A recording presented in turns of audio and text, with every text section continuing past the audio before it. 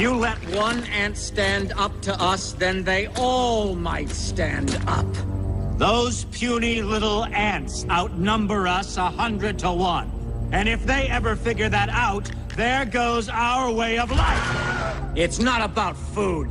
It's about keeping those ants in line. That's why we're going back. Does anybody else want to stay? Let's ride!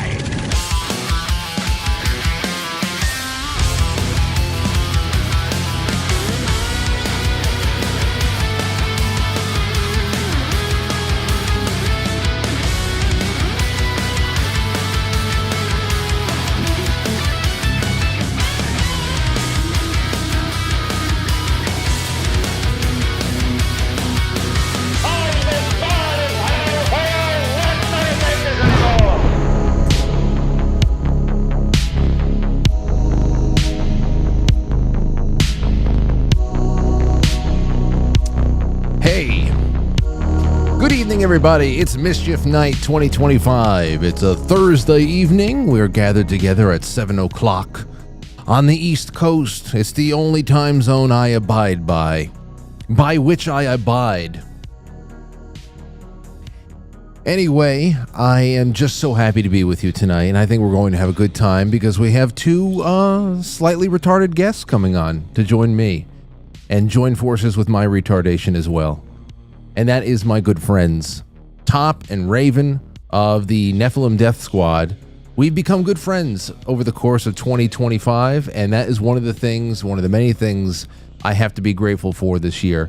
A year of many challenges and hurdles as we get flung into 2026 in just weeks, you know. It's not that long until it's 2026, and that's going to be a big year. I'm determined to make it a big year, with the help of God, of course. That would be a great, great, great thing. 20 years broadcasting, 250 years as a country, and I've been around for all of it because I'm a vampire.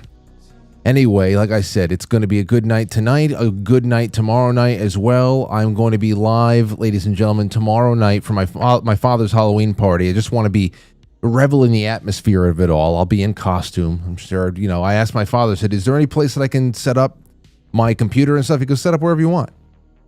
So I don't know where the hell I'm going to be, but I'll figure it out. That'll be good tomorrow night. And then after the show, tomorrow evening, I am going to premiere the Saturday night show from last week with Sherry and Dave on YouTube and Rumble and X. And how's that for a night off? I work more on my nights off than anything else. And also, folks, I'm just going to do one extra plug right now because tomorrow's it. But KetoBrainz, I'll be announcing the two winners tomorrow at my father's party. One person is going to win a year's subscription to KetoBrainz nootropics, retail value of $700 or so. The second one is going to win a year of the BPC 157 peptides, retail value of $1,900. So get in the running, use promo code TREAT for a last-minute purchase on either KetoBrainz.com or MindThyMitochondria.com. Both links are in the description of this episode. Just get in it. I mean, you're talking about, it's nuts. If the same person wins in both things, that would just not be, that wouldn't be right. That wouldn't be right, but some of you have luck like that, I gotta say. Also, speaking of dick lasers, winners, all that stuff, last night I forgot to give away the dick laser. I have the name for you right now, and I generated it before the show. It's Dan Schumann. Dan Schumann, who actually called into the show, actually left me a message last night asking to just buy random parts of the studio, actually won this. So, Dan, you got to email me and tell me where to send the Wichita Brewing Company koozie and this survival bandana. And then, of course, you have a dick laser. This is so hilarious. I'm telling you, give grab bag gifts. I just gave you some really great grab bag presents right here. So, Dan, congratulations to you. What else do we have here? I think, a few. On the flip side tonight, after the end credits on Quite Frankly.tv, pilled.net, I'm going to be watching a behind-the-scenes video I did with Anthony and Mike, bloopers for an old Set the Charge music video. The song was called No Candy on Halloween, and I can't find the actual music video, but I can show you the behind-the-scenes, which really sucks. I don't know why the hell I couldn't find it. maybe, well, and Anthony doesn't, I can text him 1,000 times. He won't help me out with that shit. So I'll maybe some of my luck will change over the course of the next 2 hours. But that's all. It's 7:05.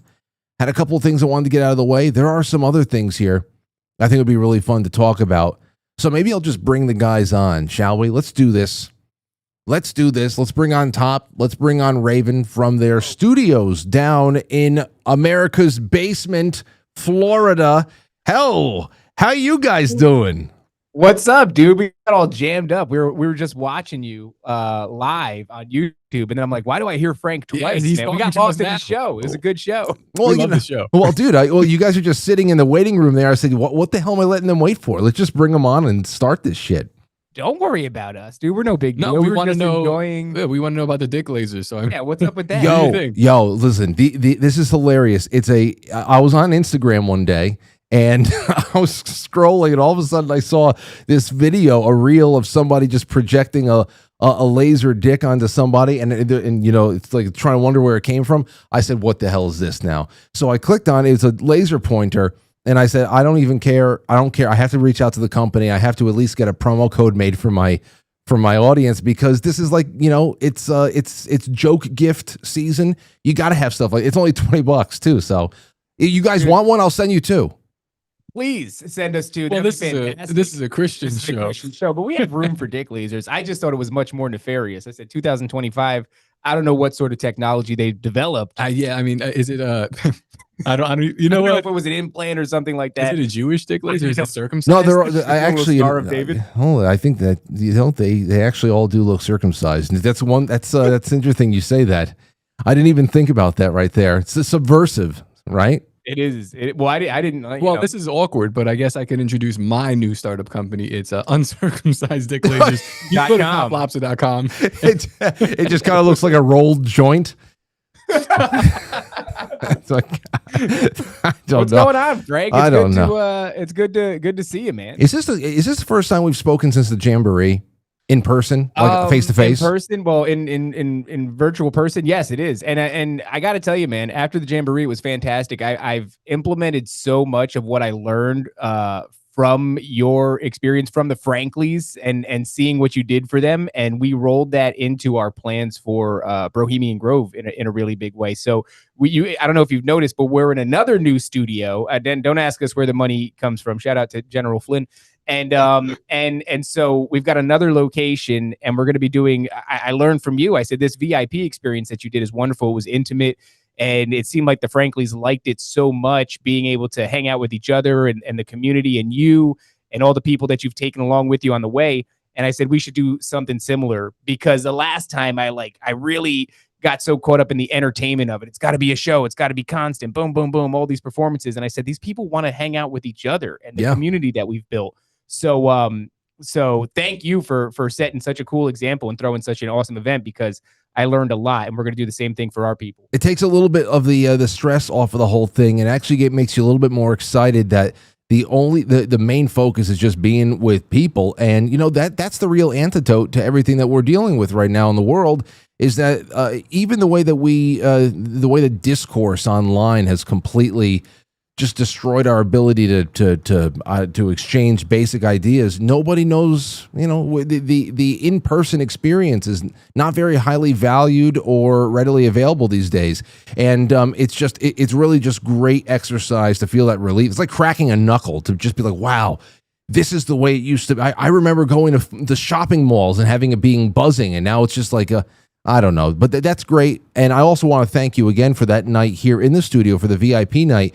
The commentary that you laid down with Jay and Walt and other people as I was walking through the crowd over here, when I went back and listened to that, I was like, this was great. And, it wouldn't have been nearly as well put together a broadcast if it weren't for your presence. So thank you.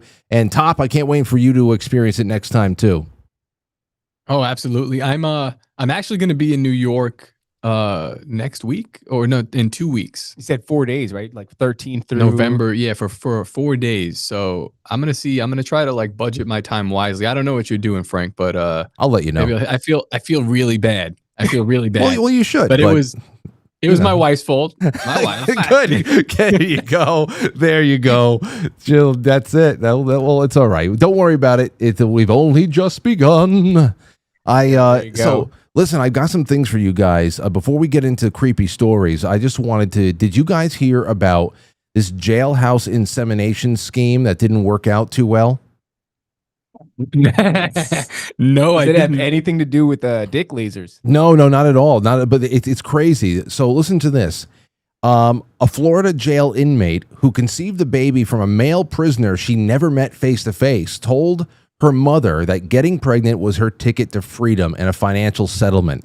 But things did not work out that way for Daisy Link, who had a daughter in June of 2024. The 30-year-old accused murderer has not left the Turner Guilford Knight Correctional Center in Miami-Dade County since 2022.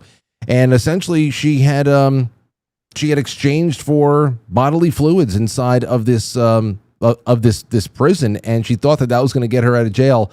Alas, it did not. Are you guys anywhere near this correctional facility, by the way? Dude, the way that Florida works, you are both right on top of and not near anything. It's like there's like so much swampland that the closest place ends up being like 3 hours away, but also it lives like pretty close to me, and it's somehow 30 minutes. Yeah, so very strange. Like I can see his house, but as soon as I get in the car, it takes an incredible amount of time to get there. No, I don't understand. I don't understand the logic here. So are you saying that if you have a baby, you can get out of jail? That's what she was saying. No, that's what Link was saying, because here's a little bit of the transcript between a Christmas Day telephone call between the inmate and her mother. Link called her mother Christmas Day 2023 to break the news that she was carrying a baby. The older woman was incredulous. "You're full of shit. This is shocking," the mother said, according to audio of the phone call. "What do you mean?" Link responded. "I'm going to sue them and get out. You know how much I can sue them for? This is all planned. I can get out now." Her mother responded, "You know what? You're stupid." And and she's in there for murder. Oh my God! So what happens to the baby now? I mean, is she raising because I know that there is some sort of stipulation, like you do. There's a certain amount of time before they remove the baby from you. How did you get the semen? Like there's a lot of questions. There's a lot of ways to get semen, but I mean, well, that seems from another guy in jail. Yeah, none of this really makes any sense. I wonder if it's a security guard. Well, the officials who investigated Link's pregnancy determined it wasn't a jail staffer, but rather another inmate who was the father. Joan DePaz, a detainee also charged with murder, had established contact with Link through air conditioning ventilation. They even exchanged photos and notes during the message in which DePaz called Link his snuggle wuggle baby girl. That's nice. But how did the pregnancy happen? In one of their talks through the ventilation shaft, DePaz told Link he wanted to have a baby because he was facing murder conviction and that he might never go home, so the two hatched a plan. Using a cable made partly of bedding material, DePaz located 2 floors above on several occasions, placed his semen in a rolled-up saran wrap, and passed it to Link, who inseminated herself with a yeast infection applicator. Nice. Dude, all right, let me tell you something. Love finds a way. There's so many people that have problems having babies. Like I know a bunch of people that like, oh yeah, they're like, oh, we're trying. These guys did it through an air conditioner. And we're talking like, like doing it according to ovulation, like perfect scenario, positioning of the moon. Is the moon even real? You're doing a handstand. This guy's like sending it via saran wrap through the air conditioning unit. Strong seed. I know. Strong seed. That guy is crushing. Well, my big question here is if they're in the same corrections facility, I don't think it's co-ed, or maybe it is, but the guy's name is Joan. So I'm wondering. I thought the same thing. I'm wondering about that there too. So they're just full of loopholes. This guy's gaming the system. He's having babies in all woman's facility. She thinks that she's gaming the system. No one's really gaming the system. Well, this is what we heard about a lot, right? Is like during the height of like the LGBTQ thing, there were prisoners claiming to be one thing and actually being another, getting sent to a female prison when they're male. And then what would we say? We'd go, that's a horrifying idea. That's a bad idea. That's not going to end well. Well, I mean, actually, this is kind of a beautiful story. So I don't know. Maybe I take I wonder what God thinks about this. Well, yeah, we should call him for comment. I also want to know, you think about the baby. Obviously, there's no word on this here, but thinking about the baby's origin story, do you think that is the origin story more for a villain or an ultimate unassuming hero? This is an origin story for super villain, a podcaster. That's actually how David was born. Very similar to my origin story. I won't lie.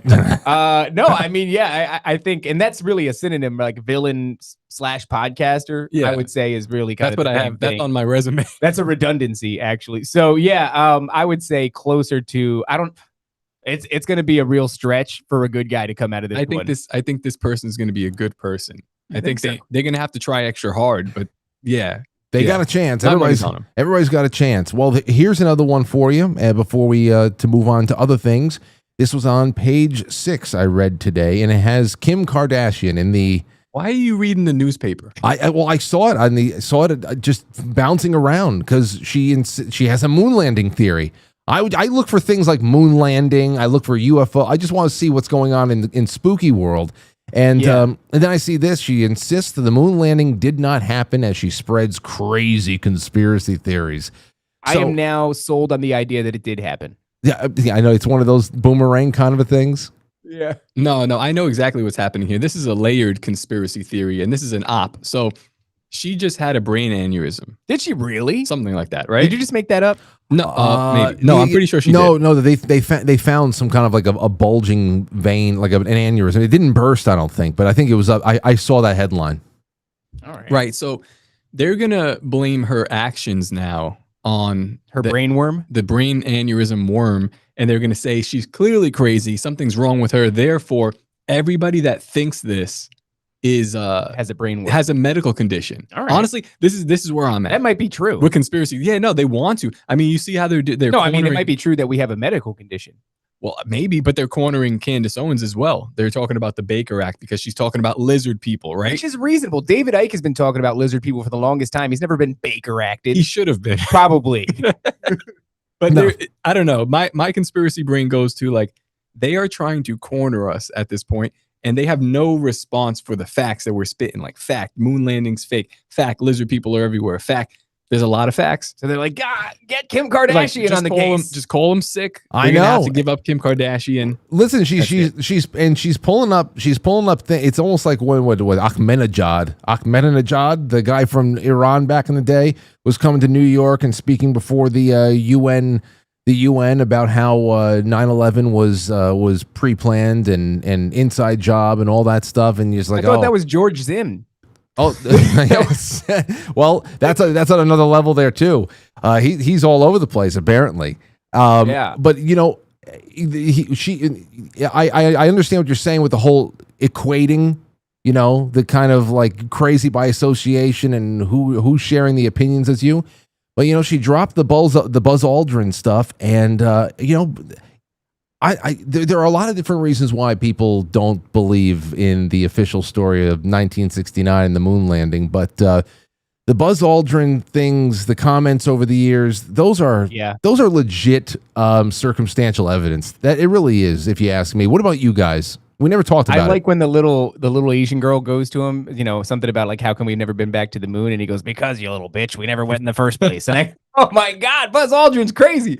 I don't know. I mean, a lot of it is super strange. Buzz Aldrin's commentary over the years is really out of pocket. Either he's got a fantastic sense of humor and it's all deadpan, or, you know, he's been just kind of telling people that we never went in the first place. The whole taking a phone call to the moon too is kind of a bold move. What's a little concerning to me is that we're gonna have a generation of like, how do you call these girls? Like I don't know, Zoomer girls that are watching the Kardashians. That's right. And now I've got to hear their insufferable drivel. That's about the most upsetting part. Yeah, is that now Zoomers are going to espouse, you know, conspiracy theories that they learned from Kim Kardashian. Like as she's like swirls her Starbucks cup, like, oh my God, did you know that like we really didn't go to the moon? It's like, oh my gosh, it is insufferable, as you know, as well as true.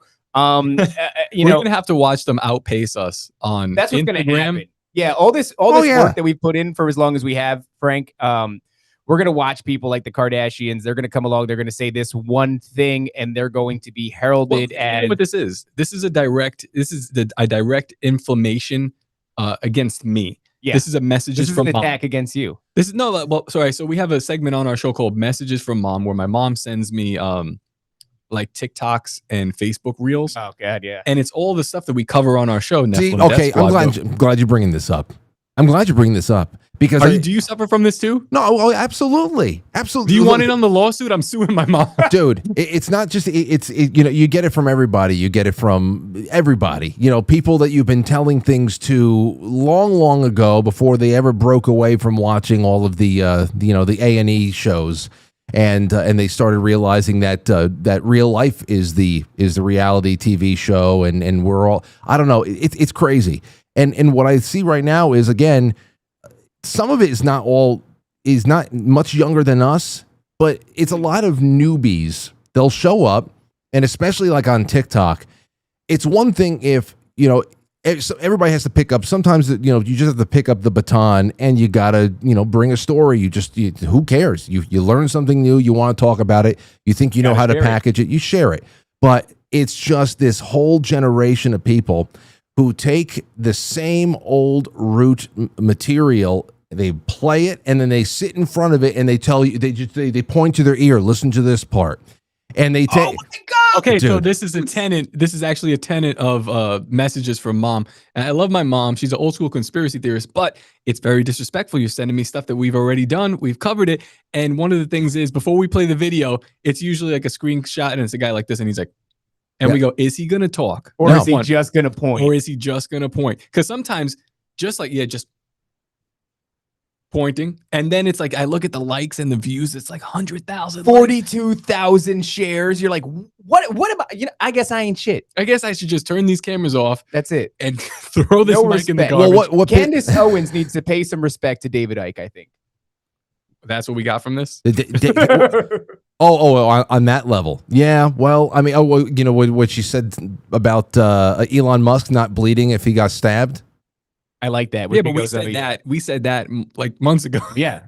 We called for people to try it out. I mean, no, we didn't do that. Just playing. No, I mean, she's talking about reptilians. She's talking about, Elon Musk not being human. And then it's like, you look over at David Icke, who, by the way, I don't know if you've been watching this, is freaking out online. Freaking out because it's decades and decades of really interesting, fascinating information that comes from about the gig. We're doing, like, I guess we're getting message from mom. Like, that's happening to him. Well, by Candace and by Ian Carroll. So yeah. I get the frustration. But he is very mad. He's just complaining that, I've said this I've written books on this. I've said this for years. Now all of a sudden, I've spoken to the Atlanteans. Johnny come latelys are talking about it, and they're finding all this fame, and people are receiving the message from them instead of David Icke. So my heart goes out to him. Perhaps there's a lesson to learn here, Frank. Oh yeah, I think the lesson is, for me, I just always am just so grateful that I've had my finger in so many different pies over the last 20 years, and I just reserve the right to talk about anything at any time, because then it just allows me to step back and let one room air out until I can go back in there again. Because, like you say, it gets a little stuffy sometimes, and the green screen pointers that stand there and they're like, listen to this next part. The thing I don't like about it, because, hey, honestly, if people were taking my stuff or whatever, or they're just sharing things, an article is going around and everybody just fine, that's great.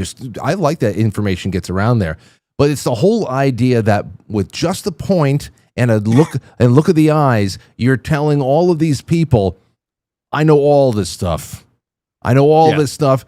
They just listen, get on the same page as me and the voice of the pre-recorded episode over here that I'm in front of, and I guess it serves a purpose. But the whole social media game aspect of it is really shitty. And if I was David Icke, you want to talk about going back a couple more generations? I know where he's going. He's probably pulling his hair out.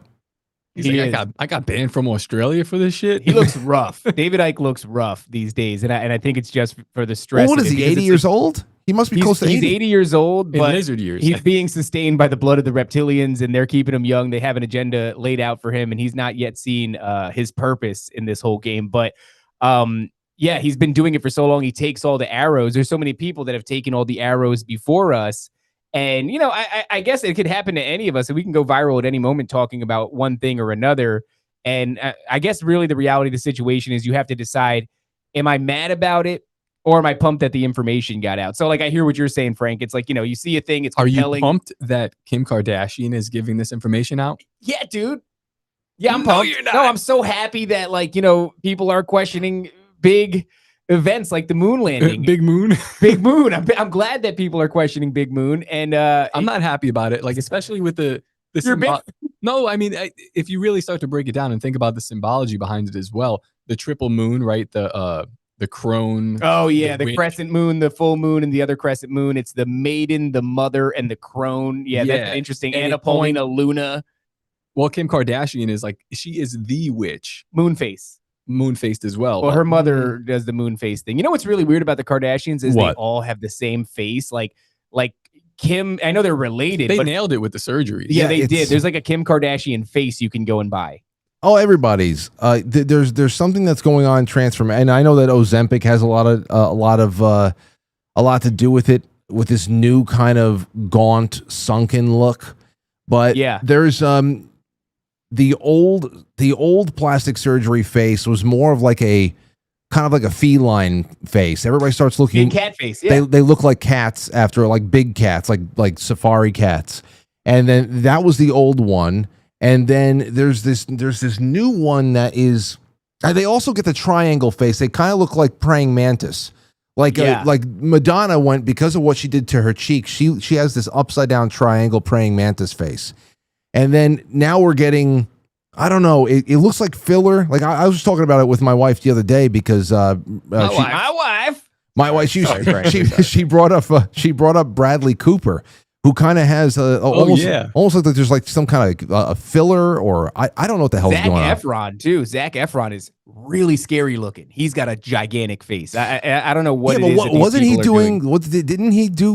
Wasn't he doing roids to jack up for a film about a wrestler? Yeah, but something? then it never like subsided. Like since then, because I got that people were saying like, oh, he's doing something for a role, so he's got big face. His jaw is real big. That's the one of the effects of HGH usage. That could just be the HGH. What do you think, Frank, about the idea of like EGI? Have you ever heard of EGI? What's this?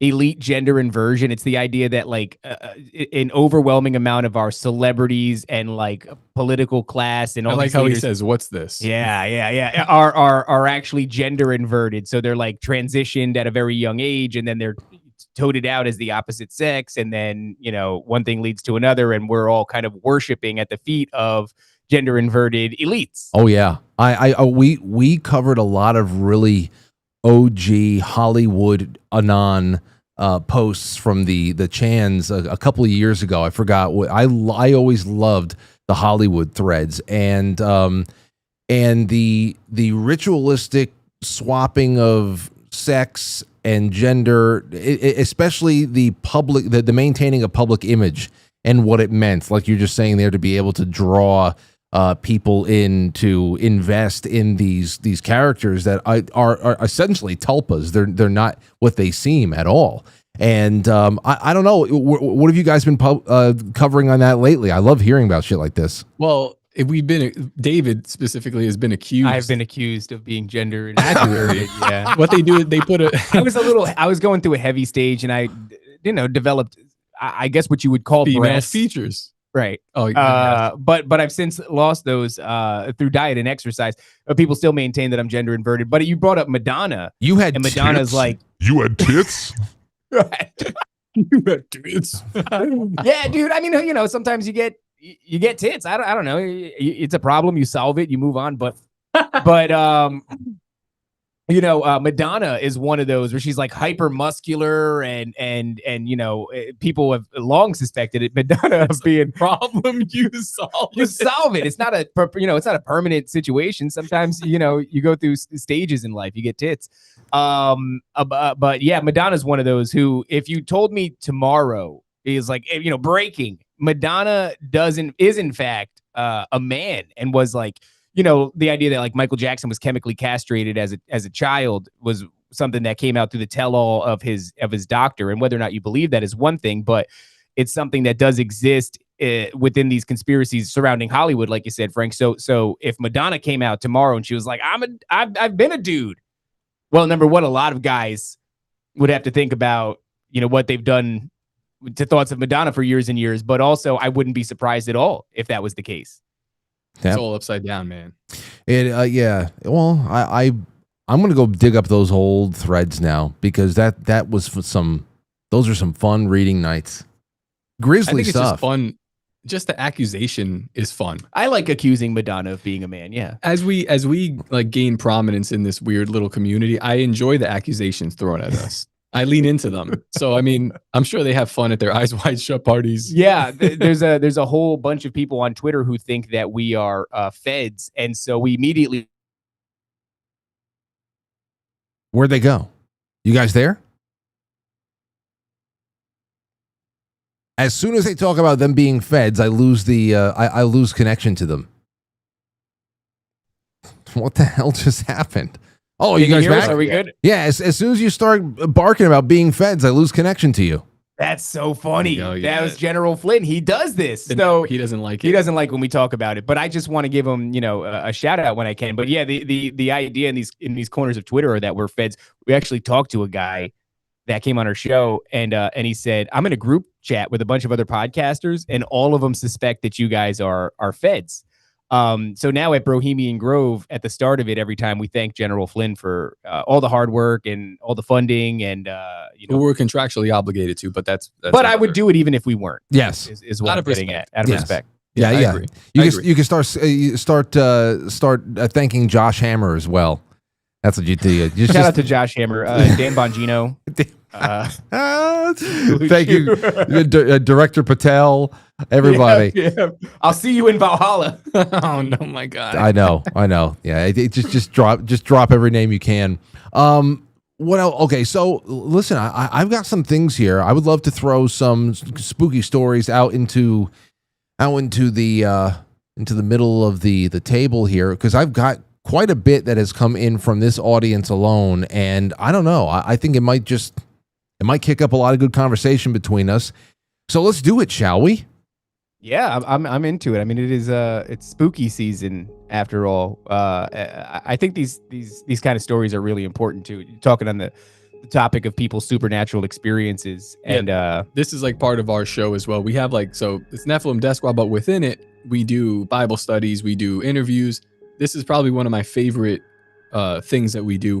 We read the emails of our listeners that have spooky stories, and it turns out K2. Most of them are on Spice. And I don't know if you know what Spice is, but they're shout out to all the Spice Boys. Yeah, we found out that a lot of people have demonic experiences while smoking synthetic marijuana. Yeah, I don't know if you've come across this phenomenon, but and I know this was actually popular in the Northeast for a while. I had my hands on it. This is this idea that if you had to have a job that you had to, not fail a drug test, you may consider smoking potpourri. And then it turns out that potpourri gives you demonic encounters. So shout out to all the Spice Boys. And a splitting headache too. There was they used to sell right there on the countertop of any gas station you went into up here. You can get K2, and when K2 started getting pulled from the stores, you can still go out and get. People were still going out to like Norwalk and things like that to find it in other different places that still had some, because there was a different, I don't know, it was not very well liked in my circle of friends because when it went around, people were like, oh, you know what? It's legal, so let's give it a try. They didn't like it, and I didn't like what I saw coming out of them either. But we had one friend who loved it. And we're like, what the fuck is wrong with him? That's a Spice Boy, right? Demons, yeah. That's a Spice Boy. That probably listens to NDS. That's a rare character. Yeah, we discovered most of our fan base is actually Spice Boys. Yeah, I knew one Spice Boy, and that was it, man. But he used to take bong hits of that stuff, and I don't know, man. It didn't smell right. Like, I've been in a room with people who were smoking opium before, and it had kind of like a burnt plastic smell, and plastic time. Yeah, man. I don't know. I just didn't. Thankfully, I'm not very experimental when it comes to shit like that. But take a listen to this story. This is from Kiss Chaos in San Francisco.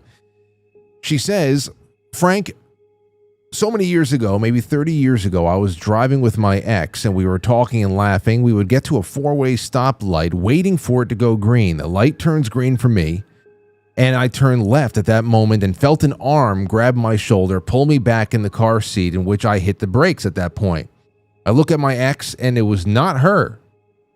It was someone else. Then I noticed a driver speeding through the intersection, which would have probably killed us both. I looked at my ex and I said, "Wow, thanks." And she said, "What do you mean?" I said, "You grabbed my shoulder." She said, "No." She said, "I was wondering why you jumped back in the car seat." I said, "I thought it was you." She said, "No," again. And we never talked about it again. To this day, I believe it was a guardian angel and lucky not to be dead. So this is one of the more positive ones. It gets a little bit creepier from there, but what does that bring up for you guys? Because I'm sure that you've had nights where you talked about the positive angelic experiences as well. Yeah, we've had a couple of those stories. I think it's biblically accurate to say that there are angels around us and angels assigned to us. So that is a thing that's happened. It's a thing that we've encountered as well, just with Dreadlock Jason in the coffee shop. Oh yeah, that's right. Yeah, he had a sort of angelic encounter as well. We've had a couple of like similar situations like that of actually one of my friends in real life, my neighbor, he said that he felt like an arm around him as his Jeep flipped over. Wow. He had no seatbelt on. He should have been ejected, and it rolled like 4 times and came out just fine. The one I heard was from a car story as well. It was I forget exactly how it happened. I was listening to somebody's testimony, and they banked really hard. Didn't slow down for a turn. The driver didn't, and the guy didn't have a seatbelt on. It was an old janky car, and as they turned, the momentum actually threw the back door open, and this guy totally flew out of the car. But as he's going out of it, he feels a strong hand and arm scoop him back into it, which doesn't make any sense, because if you're turning, like let's say you're making a left really hard and the door on your right side flies open and your body starts moving right, how on earth do you ever gain the momentum to get pulled back to the left like that? Absolutely. But that's I've heard stories like that, man. I tend to err on the side of guardian angels being a real thing for sure.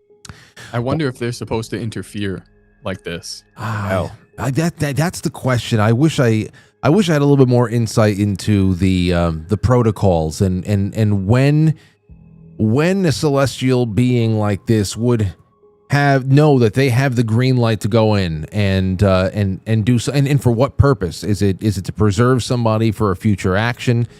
What does that tell you about free will, though? If things are predestined, like what the hell? But things that we'll never know until we know it all. Let's see. Another question would be like, is that angel, I mean, they're assigned to you? Is he always around? We have the story of Daniel chapter 11, I believe, where he's praying and God sends Gabriel to him, a messenger angel, but he's held up for like 2 weeks or 3 weeks. And he says, I was going to come to you, but I was being held up by the Prince of Persia. And it's like, what's that mean? And he's like, yeah, he was holding me up, had to call for Michael. Michael came down, took care of it, and I'm able to pass through. So it's like they're not omnipresent. God's omnipresent, but they're not omnipresent. That's why like powers and principalities, right? These things are relegated to like locations, So maybe he's having a smoke. Yeah. And you got into an accident, head popped off. He's like, damn. Even in Job, when Satan talks to God and he's like, yeah, I've been walking around kind of peeping the situation. And he's like, what about Job? Job crushes, right? And it's like, so Satan's just like moving about the earth. He's not omnipresent. He's coming around, going and, showing up in different areas. So yeah, what if he's not always there? What if you got lucky and he scooped you back in the car, but next time he wasn't there? This guy got lucky. Earlier in the month, it was the first Saturday night special I did this month. I was opening up the lines for ghost stories, and we had a friend of the show call in and talked about what happened to him when he was on a job in India. And what it really came down to was we were essentially talking about principalities. So we were talking about this was the territory of one spirit or another, and it was just an incredible thing to listen to. I have to get that isolated and reshare it, but. Here's a little bit more. Take a listen to this one. Okay. Frank, in the house I grew up in, my room was on the 3rd floor, walk-up attic. There was 2 rooms, mine at the top of the stairs and my sister's behind mine, no door between. One night I was laying in bed. It was in middle school or early high school, and I hear my door open and hear footsteps coming up. Clear, distinct creaking steps. Not just house settling stuff, and Then, as I waited to see who it was, I would see Pinhead from Hellraiser. Mind you, I'd never watched Hellraiser. My only knowledge of him was seeing the horror movie section at my local video rental store. So I'm laying there, seeing him at the top of my stairs. I close my eyes, I open them, he's still there, and now he's walking toward me. So under my covers I went, and I stayed there, praying until I fell asleep. This didn't happen just once, it happened frequently. Always him. This went on for over a year. Finally, I told someone about it, and they asked, have you told him to leave? Have you commanded him in the name of Jesus to leave? No, I had not. And I was a Christian, so the next time he came to my room, instead of hiding, I did just what my friend suggested. I said out loud, I command you in the name of Jesus to get out of my room. I kid you not, he was gone instantly, and I never saw him again. Now, there's a little bit of an addendum to this, about 15, 16 years, where they had moved away, and they had learned that people who had gone into the house afterwards that they had known also felt like odd presence. The manifestation wasn't Pinhead, so it might have just been something that was taking advantage of whatever the hell was subconscious in the OP's mind at the time. But there you go, manifesting as Pinhead, and then finally there's a lot there. Yeah. Have you spoken with Nathaniel Gillis? Oh, you should. Yes, a few years ago actually, I spoke to Nathaniel in I think like 2022 or 3, or I forget what it was. I think he's at like the cutting edge of this research. You know, he calls it the phenomenon, and it's like these dark entities, this consciousness, this adversarial spirit will take the form of whatever you're most likely to believe. So I would imagine that if we listen to Nathaniel Gillis talk about that, he would say there was a period where he's got a familiar spirit attached to him. And this familiar spirit is aware that he's, seen Hellraiser, had maybe a reaction from seeing the cover of the DVD or whatever it is in the game store, like he said. And then later on, this thing, has that information and takes this form and sees that, it's a sealed deal. The kid is terrified of it. This is the form that we're going to take. It works right now. It's like Monsters, Inc. stuff. It's like Monsters, Inc. stuff. Yeah. And that whole, commanding it to leave in the name of Jesus is huge. That's actually... if we have time tonight, we maybe get into my story a little bit, but that's a similar story to what I had, except my whole family saw this thing, and I was forced to basically take the route that this guy took. But yeah, I would say you're right on the money. It took the form of Hellraiser. You hear this a lot. People say all kinds of crazy things. It took the form of my favorite action figure. It took the form of a cartoon. Flintstone. Yeah, we heard that. Yeah. And so it's just a matter of this thing communicating with familiar spirits around you that are watching you, that know what you've been subjected to, and just kind of trying to appear in a way that's going to be most convincing to you at any time. We've heard stories of a woman who used to see this thing as a kid. It showed up as her favorite. It might have been the Fred Flintstone one. And then years and years later, it appeared again. And it appeared as that cartoon character again. And she's like, no, something is wrong here. This doesn't make sense that I'm seeing this thing that I used to see as a kid. And she said in real time, it began to like try to change on the fly, which she describes as really horrifying because it was a cartoon character that then started to try to morph in real time into something that she would buy. Well, the more contemporary version of this would be like the Hat Man, right? So that phenomenon happened, mid 2000s, 2010s, and it was like a meme on the internet, but people would report seeing this thing over and over, or Slender Man. So like Slender Man's a much better example. Yeah, Hat Man is a little bit stranger, I think, but Slender Man, yeah, that's a good example. Yeah. So people resonate with the phenomenon of what it is. It becomes a lore.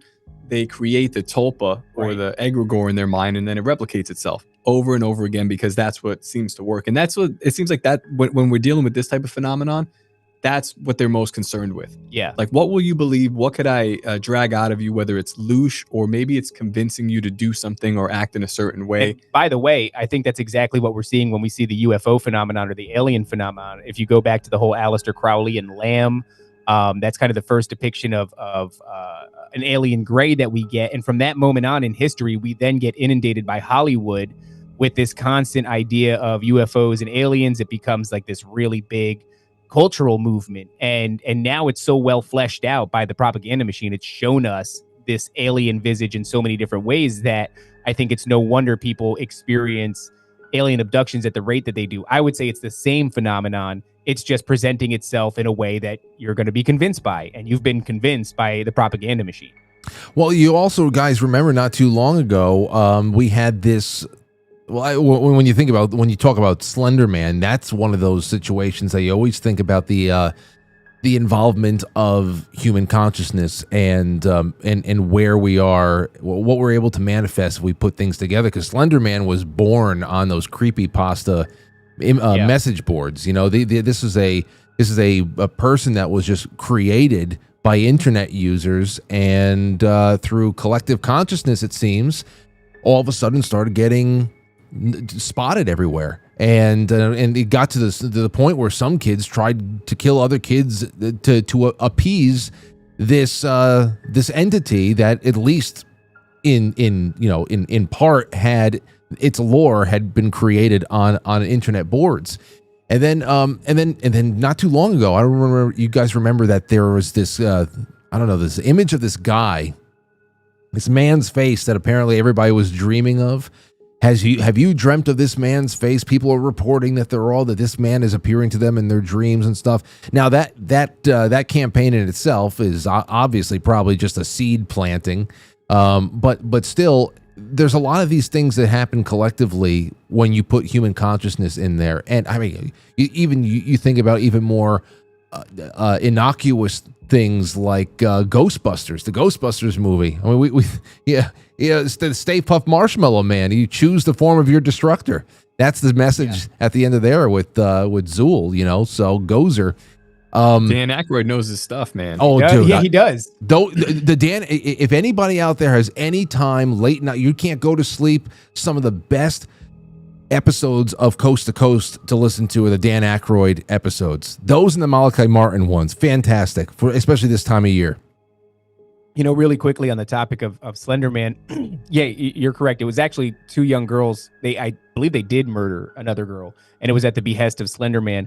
But what I can't help but wonder is it a chicken or an egg kind of a situation? We look back historically at great works of art, great works of fiction. You look at Stephen King. You look at the guy who made Weapons, the film Weapons, recently. We even talked to Tom Althouse, who was the original creator of The Matrix before it was basically stolen by the Wachowski brothers, sisters, whatever. And all of these people have one thing in common, and it is channeling their works. Their ideas come to them. You think about the Greeks and the idea of the muses being inspired by something that exists in sort of an ethereal plane. Inspiration comes to you. I can't help but wonder, even though it's creepypasta, does this entity come to these people? Are they inspired one way or another to develop this thing? And then does it get legs of its own and a life of its own through that way, entering like the public consciousness? It's like a tulpa. I understand that you kind of create it in your mind, but it's like if it can whisper to you and you can put that idea out into the physical realm, and then everybody focuses on it and this thing develops energy, can it manifest some way? It's a long process and it's strenuous and it's sneaky, but I have a feeling like that's how things kind of operate there. Is they need to inspire you to talk about them, to write about them, to draw about them.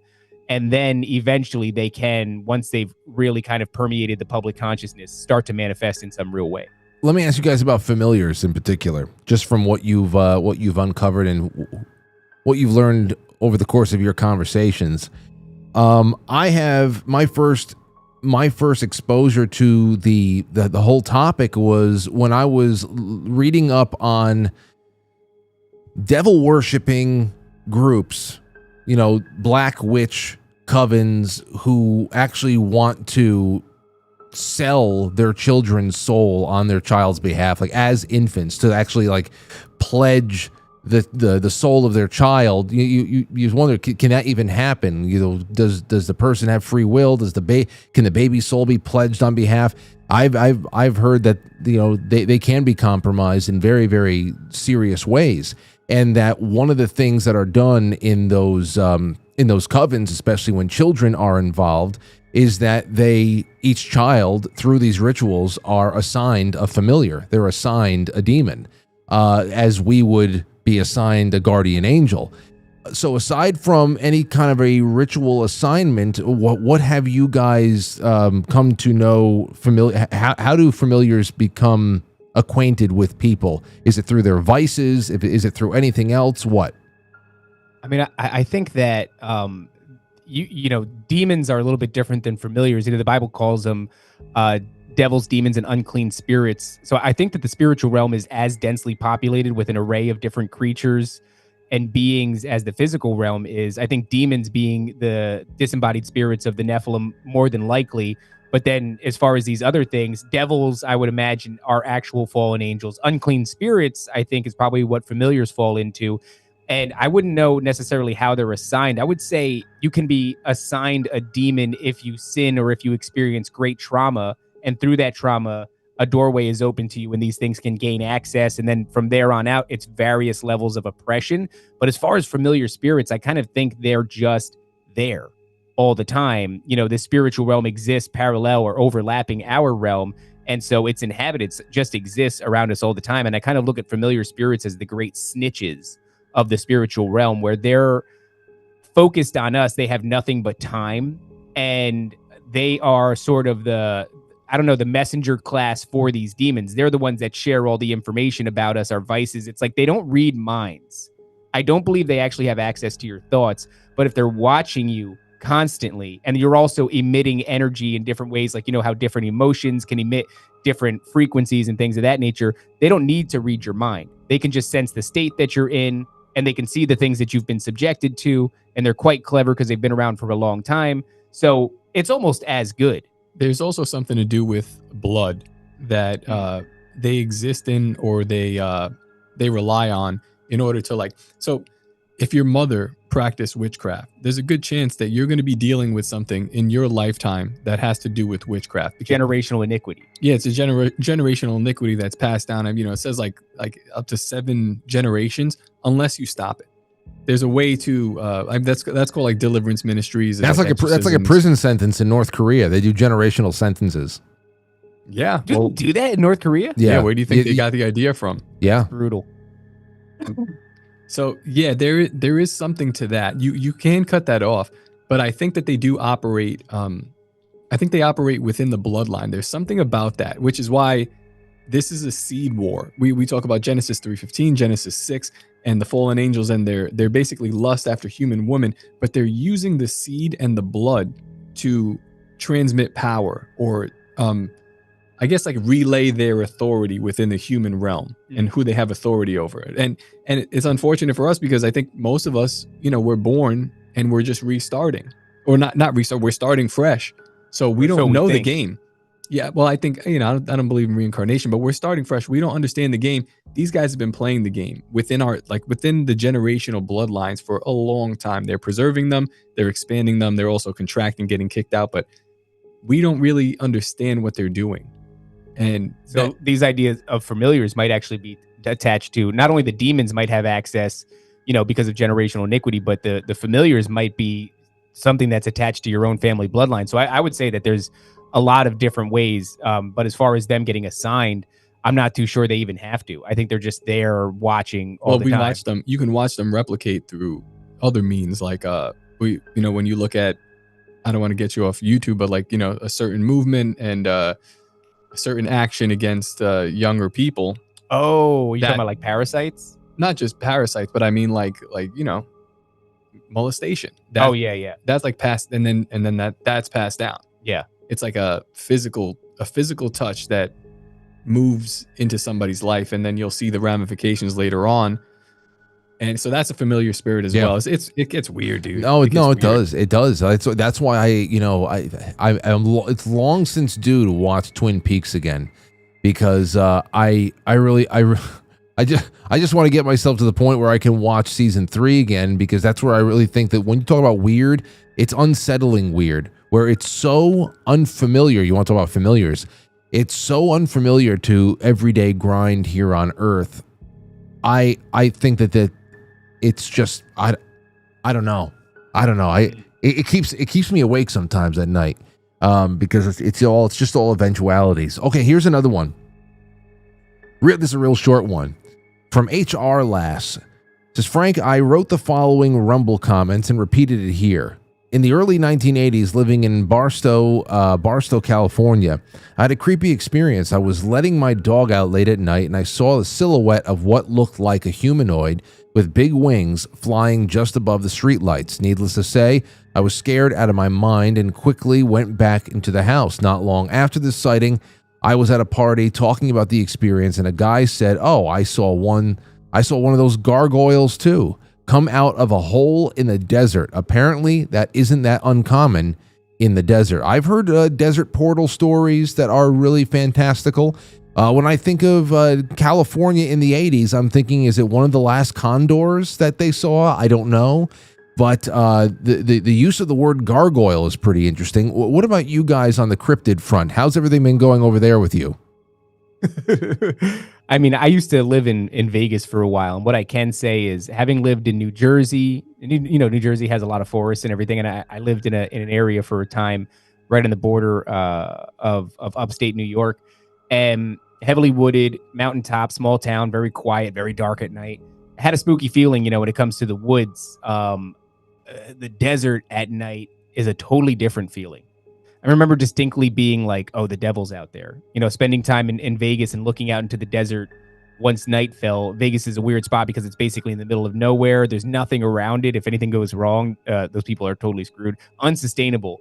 Remarkable that it's there in the first place. But when you stare out into the desert, where for miles and miles and miles there's simply nothing, it feels like ancient and horrifying.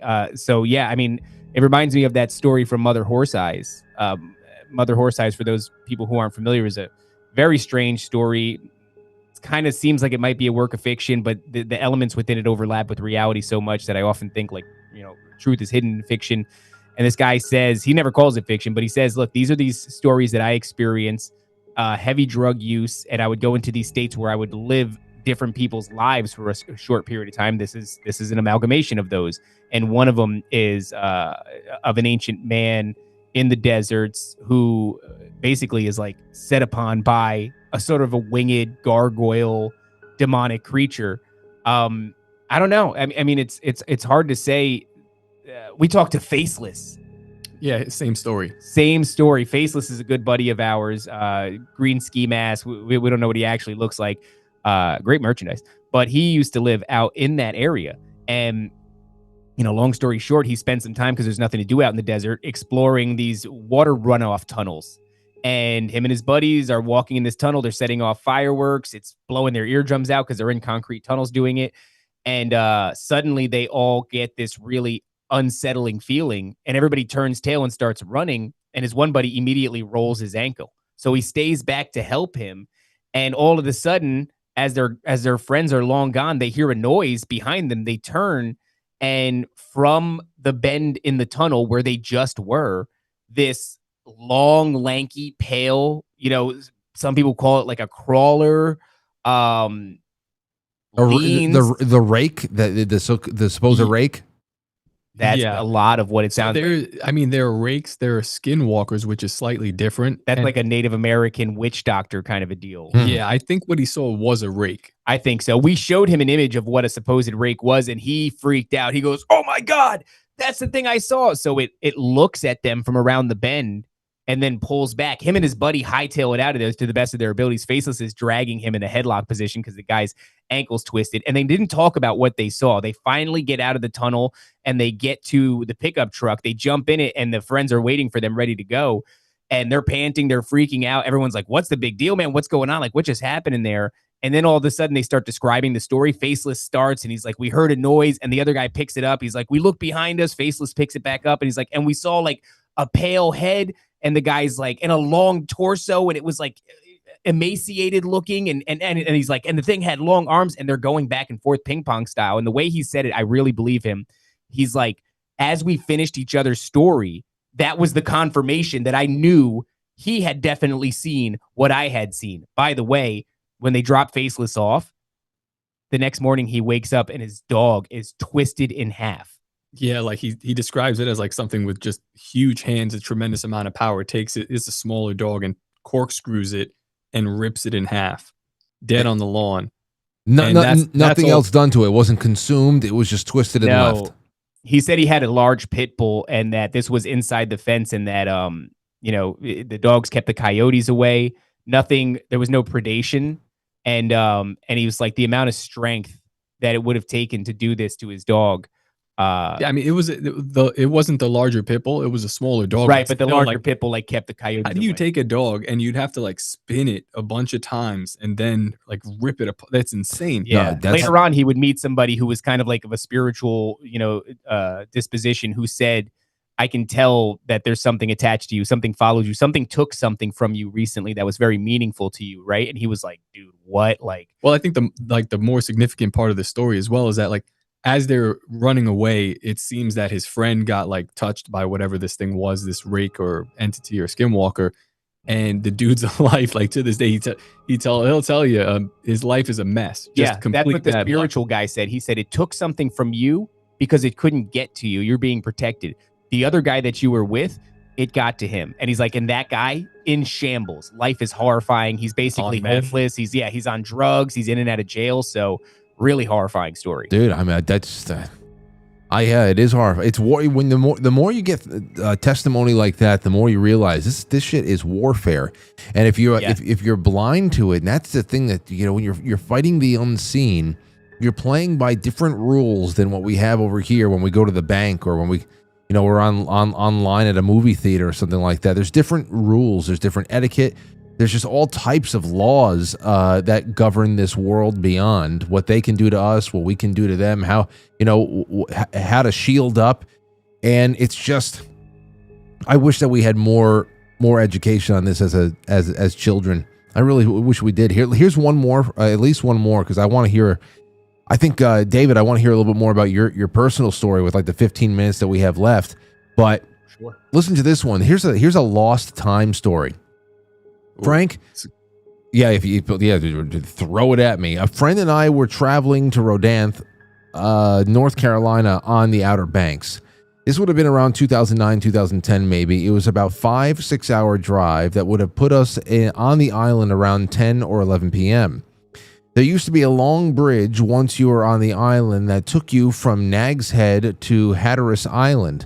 It used to be named Bonner Bridge, but has since been rebuilt and named Bass Night Bridge. Believe me when I say you absolutely cannot miss this bridge. It was nearly 3 miles long, tall, curved with reflectors. I kept looking out for the bridge so that I would know how close we were to the campground where we were meeting up with our husbands. There aren't many landmarks that way, so it's a great indicator. After driving for a while, I see lights, and I could not understand what I was seeing because there were no lights in that area. Then I see a house come into view and realize it was the village of Rodanthe, and I turned and I asked my friend if we had crossed the bridge, and she said no. I was absolutely dumbfounded and still am to this day. Hand to God, I was not under the influence of anything stronger than vitamin C.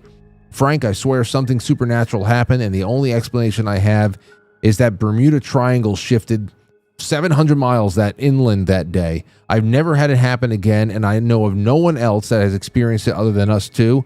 I wish I could remember or had notes of our arrival that time was any sooner, but my husband did not want to know why I did not text him when we were on the bridge so he could start dinner. They were surprised when we arrived when we did. That is hands down the strangest thing that's ever happened to me, other than the black angel that delivered my baby. Another story for another day. I hate when they do that. They do that all the time. That's a good story. I want to know about that. This is a common technique of people that write in. They go, by the way, I mean, I know that the story might have went on a little too long, but I got some other baggage for you. I won't tell them. And they want you to beg for them. And I'm going to beg for them. NDS Chronicles at Gmail. You could send that to us. We'll read that. ChroniclesNDS at gmail.com if you want to submit that story. So I hate to break the news to her, though, because she said she's never heard anything else like it. I've heard a lot of that. Yeah. I've heard a lot of that lost time, inexplicable geographical movements that shouldn't be possible. You're in a location far sooner or far later than you ever should have made it. And there's a huge overlap. With Buc-ee's. Buc-ee's. Yeah, that's an interesting. Yeah, that's an interesting one. That's true. Shout out to Buc-ee's and their interdimensional time travel portals that they all have suited on location. My grandmother was plagued by what she thought was alien abductions for basically her entire life, and she was somebody that explained or described a ton of lost time. And so that lost time aspect does manifest or does show up quite a bit in correlation with alien abduction, which is why I kind of made a face when you said she saw bright lights on the horizon that didn't make any sense. I thought that's where it was going, but it turns out it was just the town or the village. I'm not saying she was abducted. I'm just saying the patterns that we've seen through our research and the stories that get submitted to us often work in tandem with the alien abduction scenario. So I would be interested in knowing if she experiences things like, sleep paralysis or seeing small shadow people or, inexplicably bright white lights coming from a place in her house where they shouldn't be, all kinds of different patterns. That's really what we do, I think. Top and I, isn't necessarily that we have answers, but we pick up pretty well on patterns. There's another pattern here that we're becoming a little bit more keenly aware of. Shout out to Matt of the Standard Coffee Shop, who is our Bible study guy. But it doesn't always have to be a malevolent entity that's called a rapture. You're being supernaturally moved from one place to another. And sometimes that's alien abduction, which is like, well, that's the sexy stuff that we like to jump to. But we just covered the book of Elijah. I think I got the shirt somewhere around here. And it's just like the way the scriptures read, they were like, you're just going to move. Like if I tell King Ahab that you're here, you're just going to be out of here by the time we come back. Like not like hiding, but just gone. And that is the rumor about you. And we know that you do that kind of stuff, that you just kind of disappear. And it's like, that's not a big deal to the people of the Bible. I think John, the Revelator, was raptured. Paul was raptured supernaturally into like one spot into another. So it's a thing that happens. Maybe it's an angelic thing. Maybe it's a demonic thing. Well, who knows what thing might have, if it was an angelic thing, who knows what thing was avoided? You know what I mean? The same way we're speculating as to whether or not it's a guardian angel that saves you from a car crash or something like that. Maybe that wasn't sufficient. Maybe you had to be in a different place because if you were where you should have been, according to the time it would have taken to get there, you might have encountered something that would have thrown you off. I don't know. It becomes that question again. It does. Do you have a job? Is there a destiny thing? Is there predeterminism? It's confusing. But to complement this, I did get another lost time comment on my August 27th show that I kept with this just for this night.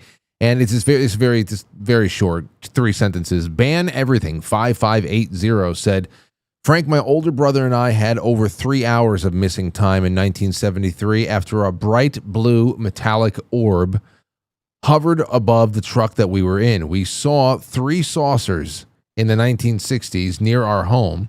I barely remember what happened when one of them was hovering behind our house because my sister was babysitting me and something was trying to open the doors and beating on the back wall. She said something looked into a window too. My uncle and some men from his church ran it off. So, I mean, just... Yeah. Damn. There you go. Yeah. There you go, man. There's that overlap. Lost time, alien abduction. And like I said, I don't believe in aliens in the traditional sense. I think the phenomenon, as Nathaniel Gillis describes it, is a lot more apt. But still, the pattern is there. And when it comes to a perceived alien abduction, that loss of time is a common pattern. Also, our friend Brad Lale of the Awaken podcast kind of dropped some interesting knowledge on us about the color of these orbs, because the orbs will follow with a UFO sighting or perhaps an owl or some kind of weird supernatural thing. And he was explaining to us that like we exist in the ether, if you believe like what Nikola Tesla says, and in the ether there is plasma, and that's how information is transmitted at a fast speed. So like you think of like liquid technology, and when you have noble gases that are within the ether, within an environment, they will glow certain colors. So he was actually correlating some of these noble gases, that's on like the far right side of the periodic table, some of these noble gases as possibly being the phenomenon behind the and that's how information is transmitted at a fast speed. No, so like you think of like liquid technology. Sorry. That's you. And when you have stop it, that's us. Noble that's gases. Us? No, hold on. What happened? Yeah, that was Top's voice. Didn't you recognize your own No, voice? yeah, I picked up that. It was horrifying. I didn't want to hear it twice. Didn't like that. How did that happen? I was checking up on the show tonight. Well, might as well just tell you. Tonight is the second night that we're experimenting with actually syndicating the show on Instagram Live as well. I wanted to see how it was doing over there. Very cool. Yeah, there's no damn. There wasn't a mute button on that particular page for some reason. Keep going. Sorry. No, go ahead, Top. That was scary. I was like, he's happening twice. They're here. Studio? They know about the gases. General Flynn, we're sorry. Yeah, but these noble gases will glow the same colors as these orbs that people report seeing right before they see a UFO or an alien manifest, or even sometimes like Dogman and Bigfoot. Yeah, they're constantly around. So it's an interesting theory, something to think about. How they will manipulate the chemistry within our realm to manifest here. Yeah. And at least we've nailed it down to like plasma and noble gases seems to play a role in their ability to manifest. Yeah. So we're on to you. Yeah, I know. We're on to a lot of things, but it doesn't seem to help us that much. At least fun to talk about. It definitely does. It definitely does, and I like to be less dumbfounded and confused as other people. That's always, until of course somebody comes out with a crash course on TikTok, and then they all know. That's all. I don't think it's cutting. It's the cutting of corners. I think that's what it is. We spend all of our times buying and reading old, musty, weird books and obscure blogs and talking to people for years, and then all of a sudden everybody just leapfrogs over all that stuff, standing on the shoulders of giants like David Icke. I will say this though. I'll say this though, Frank. I think knowing this stuff about plasma, about orbs, about the behavior of some like these entities in this ethereal realm, it seems useless, but it has helped me within my life in general. Like you're going through something and you're going, why are things going wrong right now? And then you have to take account. Is it me? A lot of times it is. Is this an external attack? Is it like me and David, like when we built the studio, the next week, everything like flipped upside down, went to shit. And we're like, all right, well, what's happening right now? Can we externalize this? Can we understand what is happening? Can we isolate the issue? And if you can, then you can deal with these things a little bit more readily, rather than kind of like just being in full flux and everything falling on your head. So it helps me compartmentalize my ideas and possibly what's happening, having these like this sort of frame of mind. I know it sounds crazy, but this is kind of how I deal with things, and it's helped me. It's helped me do what I'm doing right now. Okay. Well, hey, man, I enjoy it, and I think that it makes for great conversation here, like you said there too. And I don't know, every once in a while, you know how you just have to sleep on something, or when you spend a whole night studying for a big exam in one phase of school or the other, you're burned out, you fall asleep, you wake up the next morning, and all of a sudden you get it. Yeah, and it just took a little bit of sleep, and I don't know. We have to digest everything, whether it's food or information. The digestion process is interesting. It really is. Hey, so David, what can you tell us about this experience you had? I don't know how long it's going to be able to you can take it without getting losing. No, too I much won't. Of the I essence. won't. He could do 5. I could do it. Yeah, I can give you the overview. Well, I mean, it's an important thing. It's kind of like my testimony. I like to share it, but I told you before that I lived in Vegas for a time, and Vegas really kicked our ass. We tried to cut it out there, and we couldn't. And we kind of came back to New Jersey with our tail between our legs, and we landed with the in-laws. And I think these negative entities, they sort of feed off of negative emotion. So, guys, we're not so good at expressing our emotions or maybe even acknowledging them. But I think in hindsight, I was going through this depression and anxiety and anger and resentment and all these things. And I think I was feeding something. Interestingly enough, it's the house that my wife grew up in, and her brother went through some real stuff as a child and saw a lot of things in that house. And I think I was kind of feeding that thing that was in that house for all those years. So I'm going to sleep one night, I'm not in a great headspace and kind of angry, kind of depressed.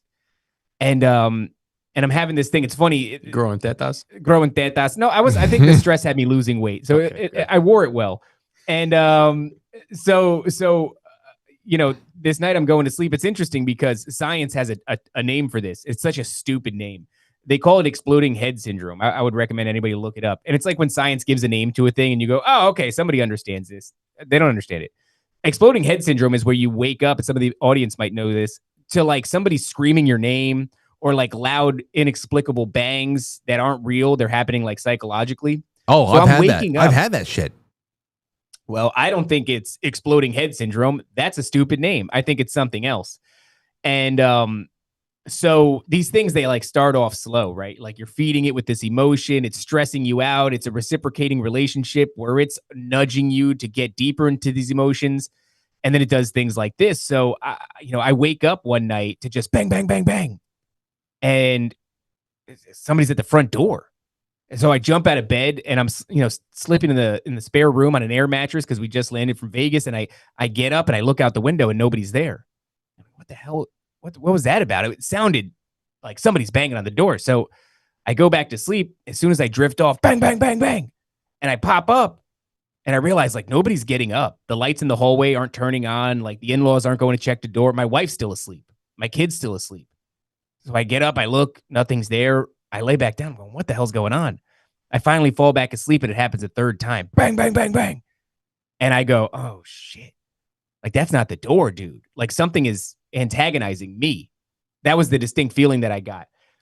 And so I have like this real rough night of sleep, man. I'm on my phone and, trying to because I'm getting spooked out. And I stay up real late. I finally drift off and I wake up early for work. I go through this day again, still stressed, and I'm, not really thinking about it. It wasn't that big of an event. Not that it, stuck with me all day, but I am stressed and I am still upset.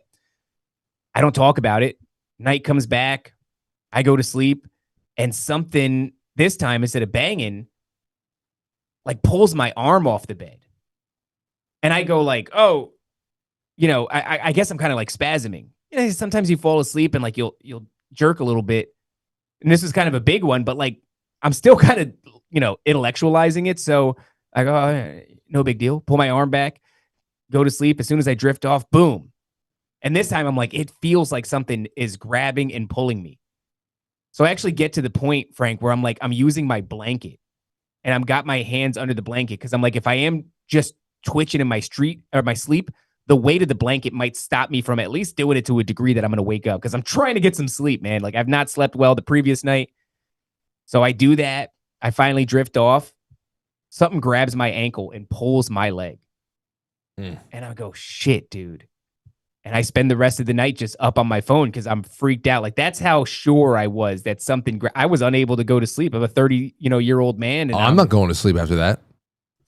No. So I'm scrolling, Instagram, whatever. I'm just staying there till the sun comes up. I drift off for maybe 20 minutes, half an hour, wake back up, go to work. I do the same thing, man. I'm stressed. I'm low on sleep. This third night is like a doozy.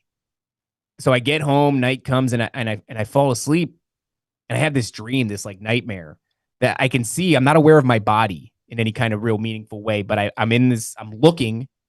There's this void. It's a dark void, but there's enough light that I can see in the center of this void. There's an entity, and I got no other way to describe it. Like this thing looked like a demon. It's got cheetah print patches on its skin, and it's muscular. It was so muscular. I remember like having impressions from this thing, and I'm like, this thing looks tough. And it's got lower canid teeth that are so long they're overlapping its upper lip. And it's breathing. Its chest is like heaving and collapsing with rage. Fists are in balls. There's like this black mist swirling around its legs, but its eyes were the thing that I remembered the most. It was really the teeth and the eyes. The eyes were like self-illuminating red. They're like maraschino cherries, that kind of red, like bright red. And it's staring at me and I'm staring at it, and it's just heaving and with all of this rage. It was like rage incarnate. And that's it. I have this dream. Like that's the thing that I remember. I don't know how long I was there staring at this thing. Dreams are weird with time. And I wake up in the morning, and the first thing my wife says next to me, she goes, man, I had a nightmare last night. I've not said anything to anybody, Frank, about this. These 2 nights, this third night, I just woke up. I haven't got a chance to explain the dream yet, and I really didn't have any plans to. I kind of just wanted to have it go away. And she starts telling me I was awake. Like I can see the room, I felt like I was awake, but I couldn't move. But I could feel that you were in danger. And she's like, it took everything in me to like be able to move my eyes and my body just a little bit to look towards you. And on your chest, choking you and pinning you into the bed is this monster with these big teeth and these bright red eyes. God. Frank goes, no. And I go, dude, I go, whoa. Sounds stupid. Crazy. Like, I don't even want to tell her. And I didn't. Because I'm almost in panic mode now. Because it's been 3 days. I've not slept. I'm stressed out. And now it's happening to my wife. And I just really want it to go away. I have no recourse. No recourse. Don't know what to do. I just go, it's crazy, babe. You know what I mean? Sounds like she's experienced sleep paralysis. And she saw this demon from my dream. So I just I'm going through the motions, man. I go, that's crazy. I wake up. I get ready for work. I go. I'm thinking about it all day. I don't know what to do about it. It's now just not affecting me, but it's affecting my wife, which is like more urgent. But what the hell is the sense of urgency if you can't do anything about it, right? Yeah. So I don't know, man. I'm all mixed up and I'm like feeling really desperate. And night comes, I go to sleep, I fall asleep. I feel like everything's good that night. I don't have a dream that I remember. I'm not woken up by something knocking on my, soul door and pulling my legs or any crazy shit like that. But I wake up to my wife. She's shaking me awake. And she goes, babe, I think you were having a bad dream. And I go, damn. And she goes, check this out. And she's shown, I found the recording recently on my memories. Yeah, it was like happy memories from my iPhone. And she's recording me as my jugular, like where you would put your fingers to check somebody's pulse is just throbbing. Boom, boom, boom, boom, boom, boom, boom. Like I'm in distress, whatever my dream is. She recorded it, by the way, far too long. I thought it was like 20 seconds. That video is like a minute. She's just watching my body for a minute.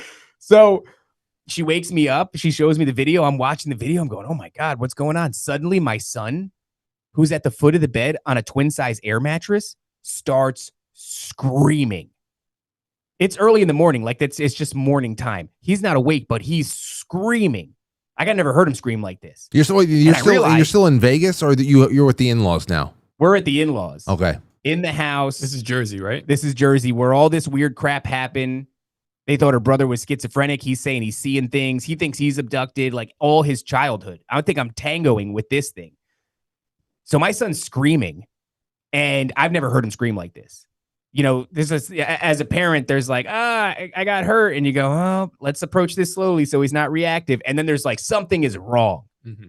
And we start trying to scramble I realize he's still asleep. All of a sudden he sits upright, like 90 degrees in his little air mattress. And he's still screaming and his eyes are still closed. And we grab him. I don't know what to do. We're just petting him, holding him, embracing him. Hey, it's going to be okay. Wake up, buddy. It's okay. It's okay. Consoling, trying to get him to come to. He finally comes to. He cries for a while. It takes a long time, dude, to get this kid level again. And when he finally gets his wits about him enough to talk through all the hysteria and all the hyperventilating, he just gets out monster, red eyes, big teeth. And I almost shit a brick. Time to leave the house. Dude, well, I don't know if it's the house, Frank. I don't know what's going on. But this didn't. I'm forgetting the beginning of the story. Did it start in Vegas and you brought it to Jersey, or it just started in Jersey? It started in Jersey, but I think that, like I said, I was feeding it. I was like depressed. I was angry. We had gotten our ass kicked. It's embarrassing to land back with the in-laws. I'm an adult, with a wife and a son, and I'm just trying to get enough money under us that we can just move on. And I'm in a real bad headspace. I mean, it was one of the worst times in my life, just as a man, being unreachable. That's really what I was. I was distant. I was unreachable. I went inward instead of like expressing, my feelings or whatever that gay shit is. And so, I think that I fed this thing, and I think it was dormant. It was hanging out there. It's attached to that place. It's been feeding off of, that family. But when they all went their separate ways, when they grew up, it stayed there. And then I showed up with a lot to eat, and I think it ate for a while. So, I had a sense of desperation for my wife. With me, it's like I'm kind of just figuring it out for those first 2 days. The third day when it happens to my wife, most guys, you're just gonna like, I guess I'll just die like that. I guess I'll just die. I guess I'll just have a heart attack and die. Yeah. And when it happens to the wife, I'm like, I got to figure this out. But I only got 24 hours before the next event took place. And now it's with my son, and I'm in full-blown desperation mode. I need this to stop. This feels urgent. It feels dangerous, and it feels like, I don't even know, honestly, if I might have told my wife at that point, like, babe, I got to break it to you. I've been dealing with this thing. The same thing that you saw, the same thing that he just described, I've been dealing with it. I don't remember how that conversation goes, man. It's like a fugue state after that. And I still got to go to work. I go to work and I'm just racking my brain all day. What do I do? What do I do? I'm a conspiracy theorist. I've been a conspiracy theorist like all my life. That's not a spiritual disposition, dog. Like, I don't have solutions. I got theories. I got some ideas about what this thing is. And, it's almost an anticlimactic story, although it's not, because this moment sets up the trajectory for the rest of the life. It builds what you see here. I wouldn't be doing Nephilim Death Squad if I didn't have this, because in this moment of desperation, I do the only thing that feels right, that makes sense, that I know, how to do. That next night rolls around and I pray desperately for the first time in my life in the name of Jesus Christ. Like, I pray to Jesus Christ to stop this from happening, to save my family, to get this thing away from us. And I pray with like a desperation. I've never been so desperate in my life. Because like I said, it's not just me. It's not just my wife. It's my son. He's 4 or 5, or you know what I mean? Like, I don't know. And Frank, it stops on a dime. It just stops. This 4-night nightmare that feels like there's no end to it, and it's just getting worse and worse and worse, just flat out stops. And that was the moment where, like, I took being a conspiracy theorist since 16, and the Bible and Christ and God have always been like an option, but I'm like, I'll look at that one day. Not now. I'm too busy with the underground tunnels, with Phil Schneider, with all the crap, David Icke, all these different things. I'll look at this one day because it keeps coming up. But this moment was like, oh, I owe my allegiance to Jesus Christ. For me to have come so desperately and for him to have fixed it, a thing that I myself was incapable of fixing, was like, all right, due diligence is the name of the game. I'm giving this. And to be honest, Frank, that took a time, 1.5 years, 2 years before I finally said, all right, it wasn't like a fast coming to Christ. And now it's like, that's the name of the game, is understanding all of this through the biblical lens. It was like, once that happened, I was like, all right, I get it. I hear you. Thank you. And I can't let this go. Who am I to turn my back after that, when I came basically crawling, asking for help? There's a debt. There's a debt that needs to be paid there. And it's not one of those, mob boss debts there too. Like, one day you'll, when you have to do your service for the Don. No, it's one of those things where you have to hold up your end of the deal now. And that's, I actually had that story. That's something I put to one of my buddies actually not too long ago. And I've told that story before, but I'm not going to derail this one. It's really interesting. It's a great backstory that brings us to modern day. It also is full of spooky shit there that very hard, hard pressed for anybody to explain. Of course, if it's just you having a hard time all by yourself living as a bachelor, then there's tons of holes that we can poke in the story about, a bad dream, and then of course successive nights of bad sleep. Maybe you're just absolutely exhausted, but the shared experience with a wife and a child, especially the first few days, not really not connecting the dots for them, that brings it to a whole other level. So I appreciate the contribution tonight. I really do. Top, I'm sure you've heard this story a few times. Has it left an impact on you? Yeah, anything? I guess it. I mean, it's just something that, like, I guess I reminded myself and you the other day when you were talking about, like, this is not like a mob boss kind of thing, but you're in this deal now, whether you like it or not, and you don't. If you hear stories about people possibly selling their soul and then kind of like going back on the deal and there's a price to pay, I was like, well, when you're entering into a covenant with God, look at Israel. You don't go back on it. So you see it through. It's going to be hard. It's going to be messy, but I think the fruits of it, they show themselves. And like, we're not really, I'm not anything special. I'm just a graphic designer. David's just a regular retarded person. And Now, the show, the growth, and the non-Tylenol retard too. He was able. No, I mean, I had my fair share of acetaminophen. yeah, it's one of those things where it's like, yeah, we're not doing anything special particularly. I'm just doing what I feel I'm supposed to, what we're moved towards, and the results have been fantastic. But we keep in mind, I try to keep in mind that, hey, I owe something to a much higher power. I call it God. I call it Jesus Christ. People get iffy about it, but that's how I'm moving. I'm moving towards that. And, even if we talk about dick lasers or whatever, I think that's, I think we probably disappoint. We should God probably stop that. a decent amount. It's I'm just so gonna sell the funny. company. It's just such a funny little pranky thing. I'm like, I don't know. Are you really going to send us dick lasers? Because if you do, man, I will use them. I will use them. You 100%. You have to. It's hilarious. I mean, the next Bohemian Grove. If people are not flashing dick lasers on the wall, that would be ridiculously stupid. What a wasted opportunity to have. I don't know. Everybody, you know. By the way, I know I texted you, Frank, but we said first week of March. We're looking at that Friday, Saturday. Things are moving in that direction. We'd love to have you down. I really hope that we can get Frank and a couple of Franklies in here, especially for this VIP experience. I want to show off how much I learned from you. And I think it's going to be a good time. So, the door's open for you, Frank. Hey, Frank, I hope we can have you. Frank, I know you got to go, but can I ask you a question? This is not our show. This is your show, but can I ask you one question? I love getting asked questions. Yeah, go ahead. Okay, perfect. We ask every guest. So, yeah, that's awesome. Pretend you're on our show.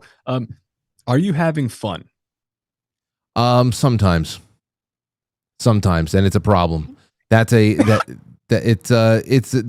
problem. I've been thinking about this a lot lately, and I've been stressed out so much this year that it has impeded on a lot of the fun that I just naturally have in doing everything in my life. Every passion I have found a way to spin into a aspect of my profession that feeds into one another.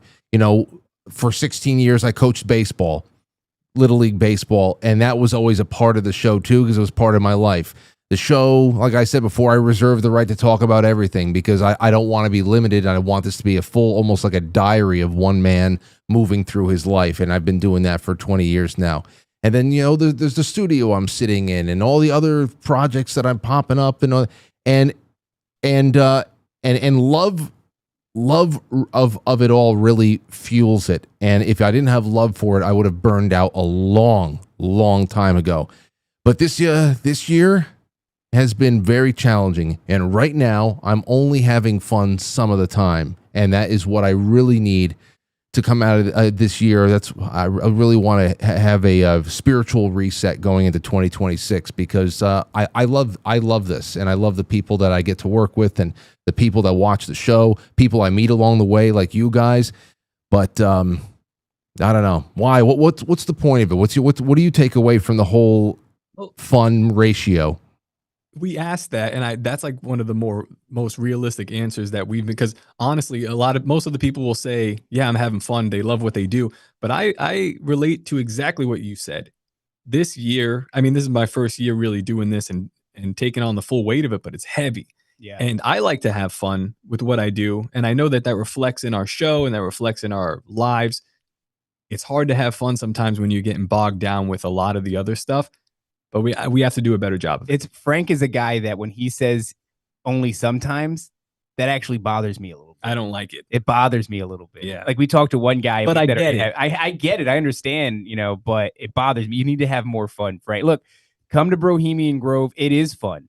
Just come, just hang. No, you don't got to do anything, but just kick it with us. I'm hoping that you showed off the Franklies to me, and you you've really cultivated a great group of people that follow the show. I want to show off our people. Franklies is nice. Our people are called dangerous. I heard these people are well dressed. They are well dressed. The Franklies are well dressed, respectable people. So if they are psychopaths, they hide it well. I wasn't able to detect it. I felt among they're all very well behaved. You want an example of how well behaved they are? First of all, here's how polite people are. The first night, nobody told me that I forgot to put coffee into the coffee machine, that it was just hot water. They just I had some of that hot water, by the way. I know it was great hot water, Frank. Nobody told me. I think they didn't want to they didn't want to feel. I don't. There was other things there too.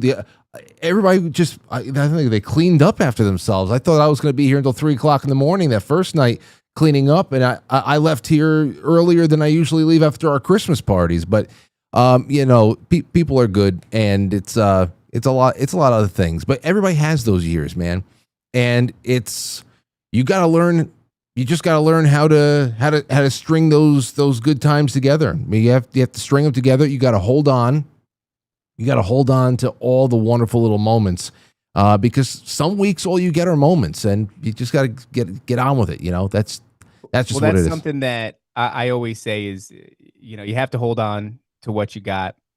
And it doesn't make a difference if you make it or not. Frank, I'm gonna punch him. But we have, you and I especially, we have each other, and that's a lot. No, I know. Stop it. Your love.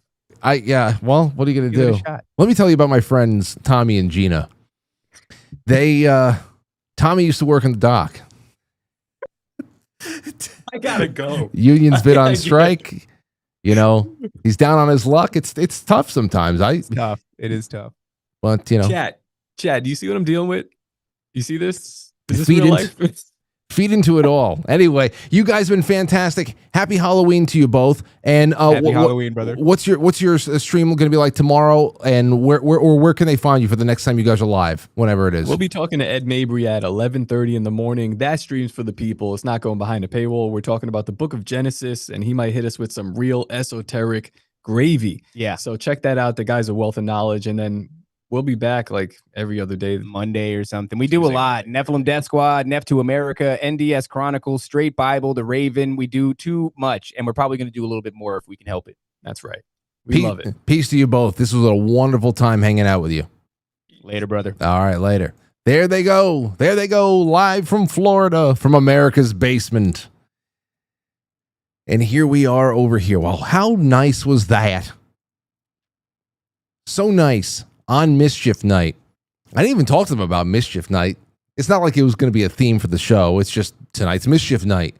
Then again, I think every day is Mischief Day now in this country. So it's not special. October 30th is not special anymore. Where sometimes you'll get shaving cream on the on a window, or God forbid an egg. I got a lot of cool stuff to play for you guys tomorrow from my father's party. I'll just be talking to whoever I can grab, and I also have some funny videos to play and stuff like that tonight. So we're still not done tonight. I've got a whole lot of stuff to do.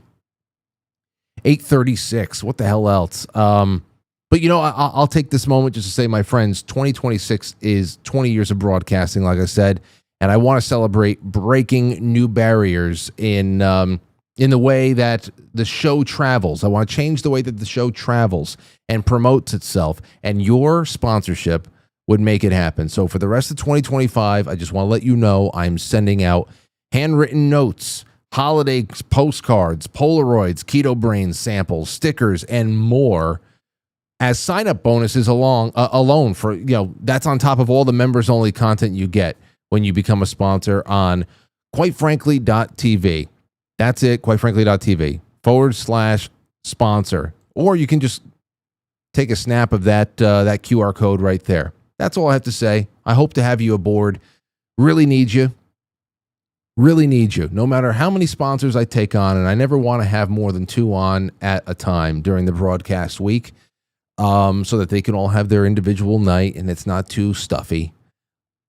98% of this show has grown because of the audience. Wonderful blessings of a people, and I just thank you all so much for making it fun and for making rough times a lot easier to deal with. That and my beautiful family, especially that little baby who's 5 years old, and I just love her so much, and it makes things a lot easier. It really does. Because what are you going to do? What am I going to do? Come out here and dump all my issues on you guys? I'll tell you about some of my issues. I'll tell you about some of my turban wearing issues, but other than that, we all got our problems. But thank you guys so much. Stove Stube, you're the man. Thank you so much for that, my friend. Dissident42069 says, absolute banger episode so far. Also, damn it, I had to stay at work 3 hours late. Just now tuning in. Great to see my blappas. Top and Raven on with you, Frank. Stay Guaman. Well, you know, I should get Nathaniel Gillis back on the show. We hadn't talked in, it's going to be 3 years next year, I think, that he's been on the show. I think that he was on, I had Nathaniel Gillis on the show, I think in 2023. I believe so. And I'll tell you when it was. It was the night before we went to the Adirondacks that year. Because I remember it was going to be the cool show. Nathaniel Gillis is coming on. We're going to talk about demonology and all that stuff. And then we're going to go right up into the mountains, and it'll be a nice little weekend with everybody. I don't know when that was. It's either 22 or 23. But I should reach back out to him because I think we deserve a second crack at that one. All right, let's see here. Genie Yankee fan says, we love our Quite Frankly Live. Show love. You know, I'm glad that Twitch is back. I'm glad Twitch is back, and I hope that everybody on Instagram is having a good time there too. I have to check in on that later on. Jay Britt says, I was just sitting here watching the show, playing with my dick laser. Wow. See, the dick lasers are showing up. Christmas is going to be a fun time. I'm telling you, when you play Yankee Swap, everybody's going to be trying to steal that laser. They're going to be. Because it actually has just regular old laser pointer on it. See? Follow the laser pointer. Behind me. There you go. It's just a regular old laser pointer. And it has a light. Just a regular light. Oh, look, it's almost like a searchlight. You can put the Batman logo in the middle of that. It looks like there you go. It's the bat signal right over the Twin Towers. So it's actually a handy little thing, but of course it has it also has a black light. So that when you go to a hotel somewhere, you can scan the sheets and make sure nobody was using their actual dick laser all over it, if you know what I mean. I mean, leave anything to the imagination. Anyway, you get a 20% off if you use promo code Frankly. So, you know, just saying. Clay409 says, basket me. Don't worry, everybody who sends in the super chat is getting into the running for the basket that we're giving out in the prize basket for next week. Don't worry, my friends. Tommy Jekyll says, Frank, I snagged a decent amount of KetoBrainz tonight and a little swag. Well, guess what, Tommy? Your chances of winning just went up tomorrow because you can buy more than once, and every purchase counts as a raffle ticket. So all the best to you. And even if you don't win, now you stocked up on the best nootropic creamer on the planet for the rest of the holiday season. Sarah Blazik says, desperate times calls for a Twinkie. Tell them about the Twinkie. What about the Twinkie? I have to go watch Ghostbusters now. Aurora wants to watch it, and I would love for her to watch it. I watched it when I was 5. Anyway, always enjoy the show when Lobster and Raven are on, says Natwall3330. And over to our wonderful friends on Badlands. How's everybody liking this over there on Badlands, you guys? It seems like they are. Everybody's just kissing each other and having a good time. They're very affectionate on Badlands. That's why I love them so much. All right, a real quick break. We'll be right back. Speaking of Badlands, because I want to play some media for you. And I have some voicemails here. I want to rip through it all. And so I leave no stone unturned. Don't go anywhere. La chingada, deja de estar viendo memes, pendejo. ¡A la verga, perro! ¡Híjole de la verga, hijo de su puta madre, la verga! ¡La verga, vergazos con la verga! Are you okay? You all right? You good?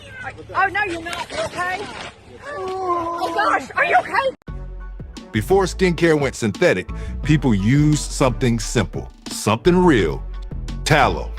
Grass-fed and finished beef tallow is packed with vitamins A, D, E, and K. Nutrients your skin actually knows what to do with. It locks in moisture, restores elasticity, and defends against winter dryness. No water, no preservatives, and no BS. Unlike plant oils or chemical creams, tallow mimics your skin's own structure. elbows, hands, knees, post-shave, anywhere your skin's crying for real moisture. Perfect for gifting or keeping your own skin soft when the cold hits. Visit softdisclosure.com and use promo code Badlands for 15% off. Ancient Care, modern truth.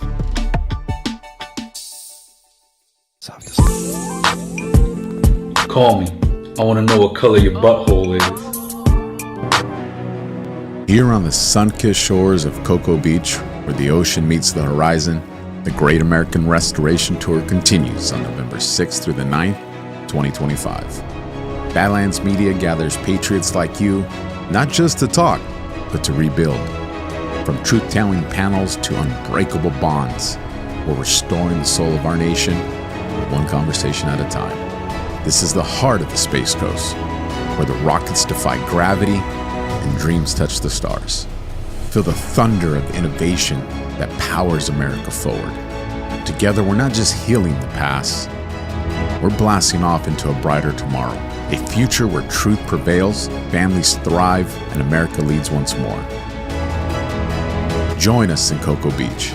Get your seat or your virtual stream pass now at badlandsmedia.tv/events. Launch is imminent, and you don't want to miss this liftoff.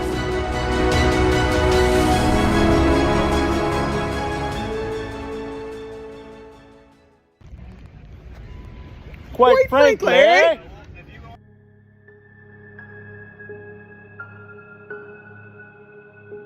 All right. Oh, my phone, my microphone was unmuted the whole time. Okay, so here's what we're going to do. I've got a couple of things over here I want to rip through. Number one is, where are you? I'll get to those gold pills in a little bit as well. Maybe right after. Oh, so you guys know the Quite Frankly doll, the stop motion animation doll that my cousin Trevor made for me. Well, there's a second production video that has been released. This is from my cousin Sherry's Pips Curiosity Shop Instagram page. And here you go. This is the Quite Frankly doll naked before it was given its very recognizable jester attire. Don't worry, it's nothing too impressive. And here we go. Take a look at this. Oh, I've been summoned because the body's done. Wow. Okay, anybody that wants to know what Frank looks like naked there you go. Yeah. Wow. 100% medically accurate. So this is armature, so this can be used. Yeah, I mean, you can pose them however you want, you know. So when he does stop motion, the limits there are no limits. The limits are none. Very good. Very cool. Thank you. So thank you, Trevor, and everybody. And for those of you who said, why does the doll have a camel toe? I don't know, because you saw right there, I am pretty smooth in the crotchal region. Pretty smooth there. Very aerodynamic. So there's nothing, it must just be a ripple, a bunch up in the actual clothing that was placed on the outside. It's pretty porpoise smooth. Otherwise, as you guys all saw, really nothing left to the imagination on that one either. So yeah, here we go. Here's a voicemail from Problematic Todd. Take a listen to it. I don't know.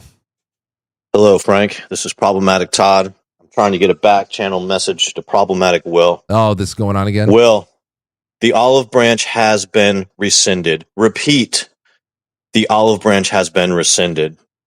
Before every war is a war of words, and the marching drums are beating. Oh, the siren song. This battle won't last long. Or will it, Will? 'Tis darkest before the dawn. Nothing's automatic. Woe to problematics.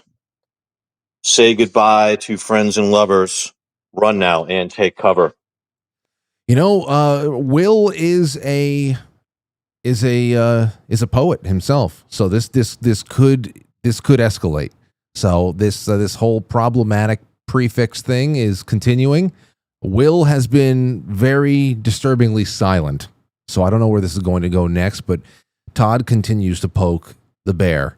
All right, what's this? I got a 14-second message from my friend Mike from PD Face. I can only imagine what this is, and here it is.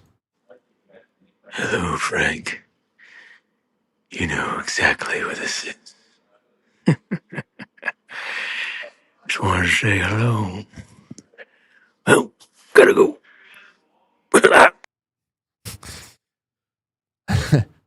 Yeah. Well, you're going to be able to see Mike in the after hours programming on the flip side, because I have this video over here that I want to play with you guys. Haven't seen in a long time. Set the charge.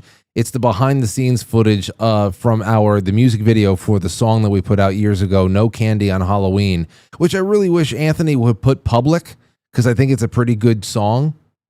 I love that song. Mike was quite a heavy fellow back then. Where the hell? Here's what we showed up. Whoa, wow, Mike was real heavy. Where we showed up as police officers. We're investigating. It's essentially we were recreating Edgar Allan Poe's Telltale Heart. So Mike and I came to the house and we're trying to sniff out Anthony. You know, we heard that there was somebody screaming, and Anthony, of course, was hiding a body under the floorboards. And but even though there was not any lines used in the music video, we just wanted to just have something that, so we're just talking shit the whole time. Foul play. Do you mind if we come in and take a look around? Oh, yeah. You want to come in? Yes. Thank you. This is ridiculous. All this one part. How awkward it is. Thank you.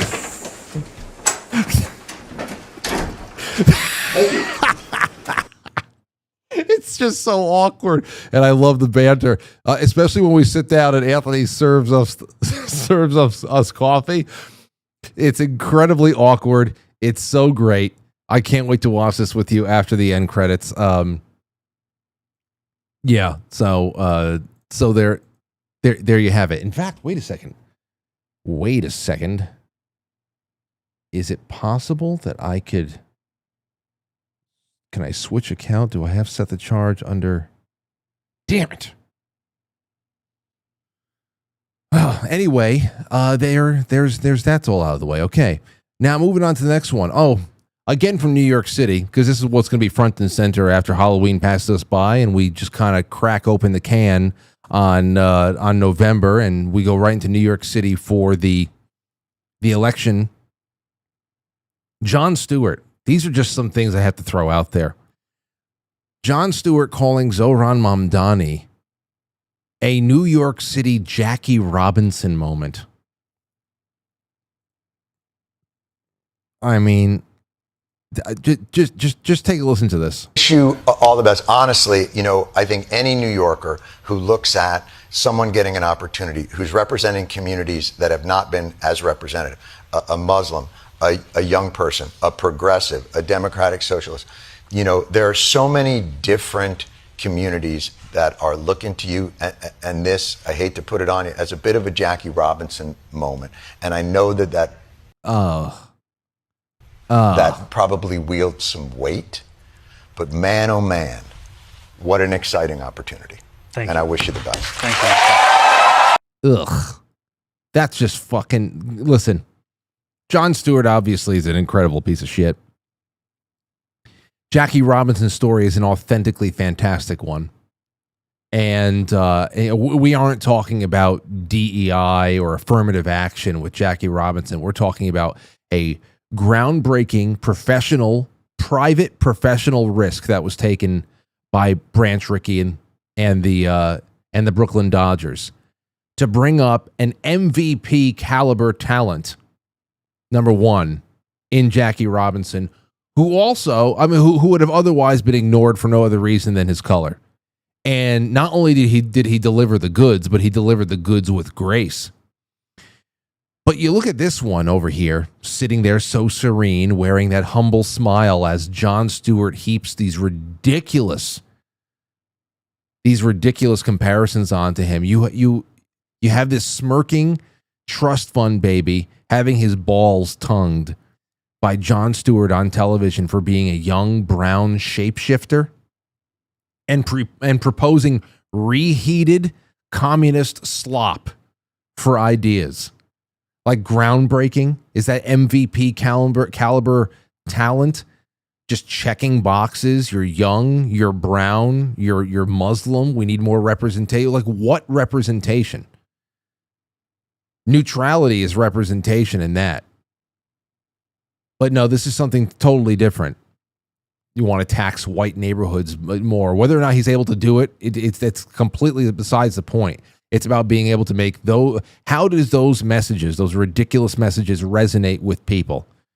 And they have continued to push this until it resonated. Now, and then also some people are saying, "Oh, New York City has officially forgotten 9/11." And I understand what they're saying, but that also implies that Islam itself was the sole mastermind of the attacks in 2001. So I'm not totally there, but this is still a symbolic display of subjugation. It's definitely a symbolic display of subjugation, as our cultures are totally incompatible. And that's the key to understanding this from a progressive standpoint. Elections like this are symbolic contributions to the dissolution of the republic that they have been raised to reject. Think about what I just said, okay? They know in their heart of hearts that this would just be the antithesis of anything that is traditionally American. And that is good to them because America was born from sin. See, they're very religious in that way. So that's just my 2 cents. Jackie Robinson.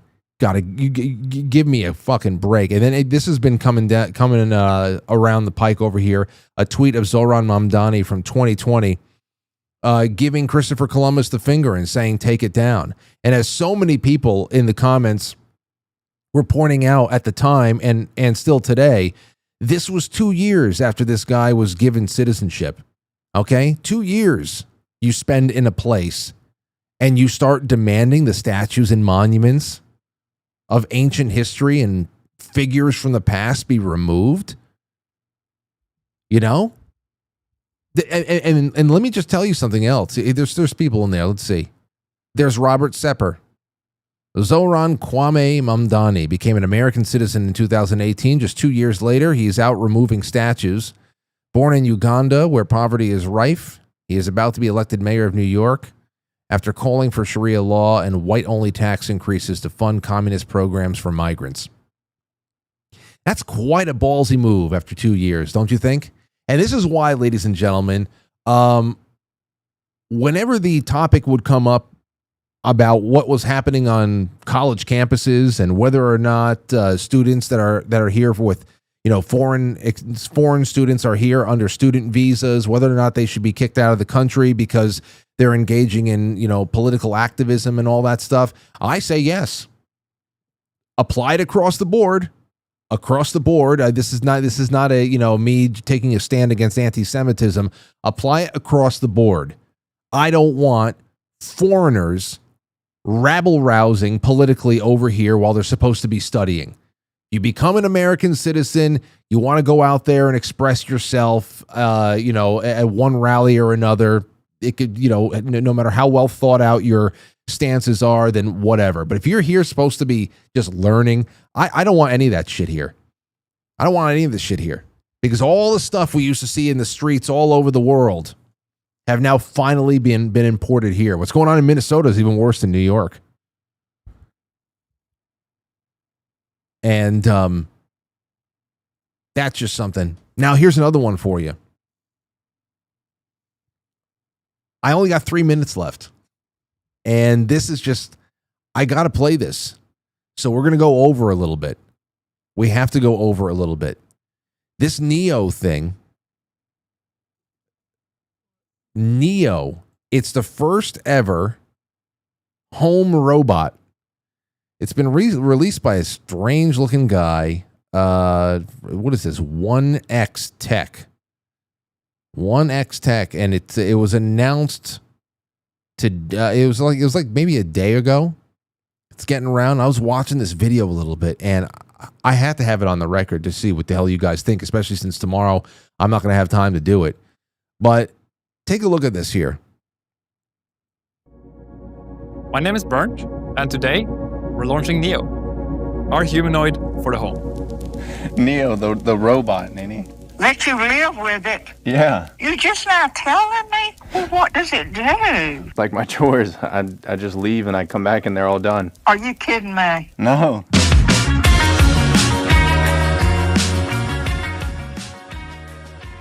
So this thing looks like a crash test dummy. It's walking around the house. It looks like a guy in costume, to be honest, because it's wearing clothes.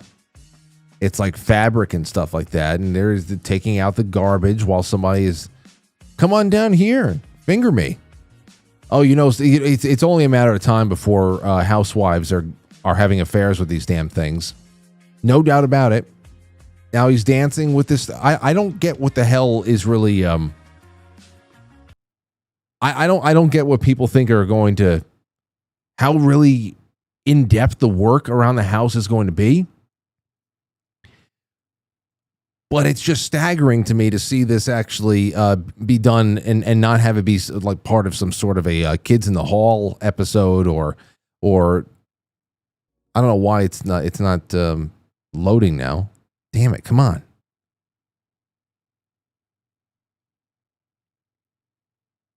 Of course. I don't know why it's not playing.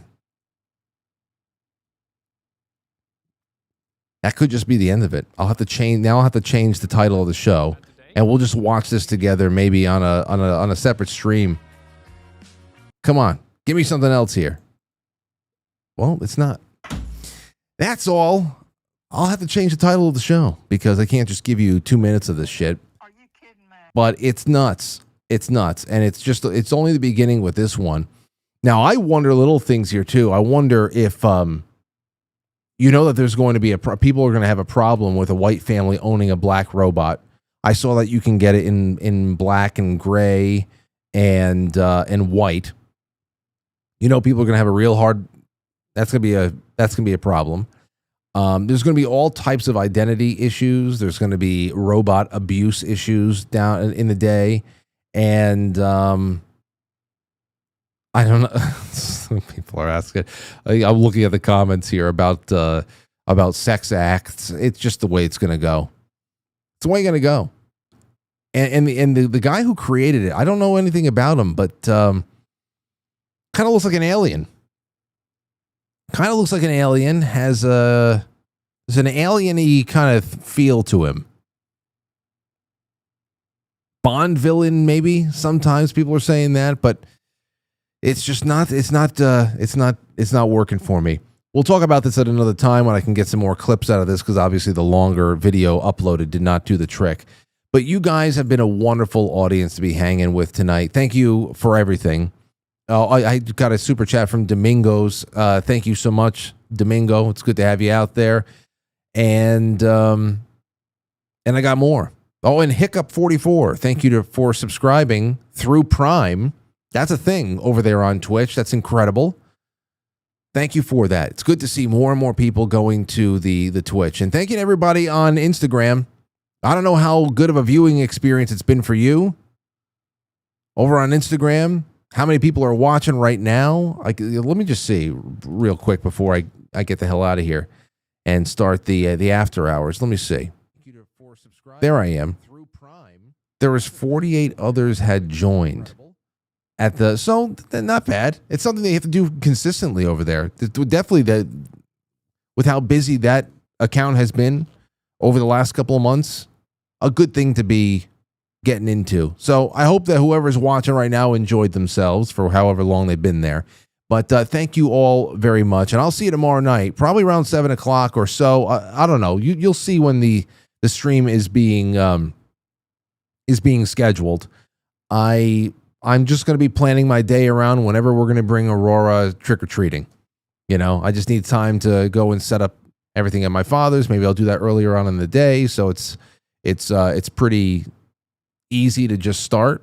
But we'll have some good times tomorrow, and I appreciate you for everything, including the boys from Nephilim Death Squad, and to all of my friends over there on Badlands. It's been a real treat hanging out with you tonight, and I'm looking forward to tomorrow and beyond.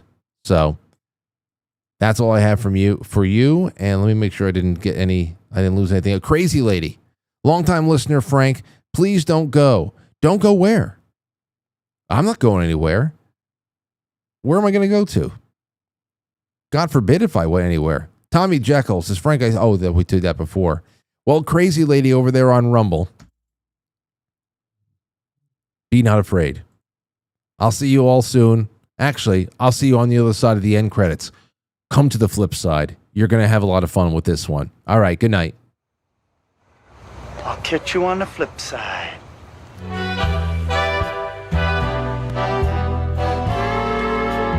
Quite Frankly is filmed before a live studio audience. And now our super chatters, Domingos, Genie Yankee Fan, Hiccup, Stostu, Dissident, Jay Brits, and Clay409. They are all now in the running for this wonderful gift basket next week. Well, get out there, use your promo code TREAT at KetoBrainz or Mind Thy Mitochondria. Get in on it. There's a lot. Tomorrow. Good night.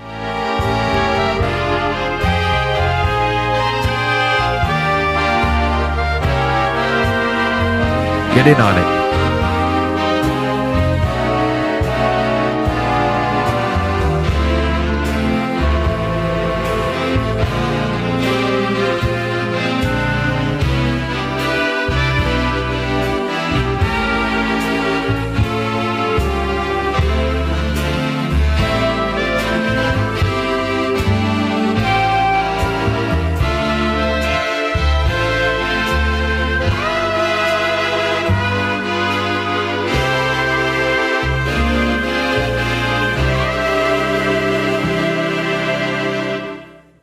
Don't come to my house or else I'll suck your dick and blood. I'll suck your blood. Will you shut up?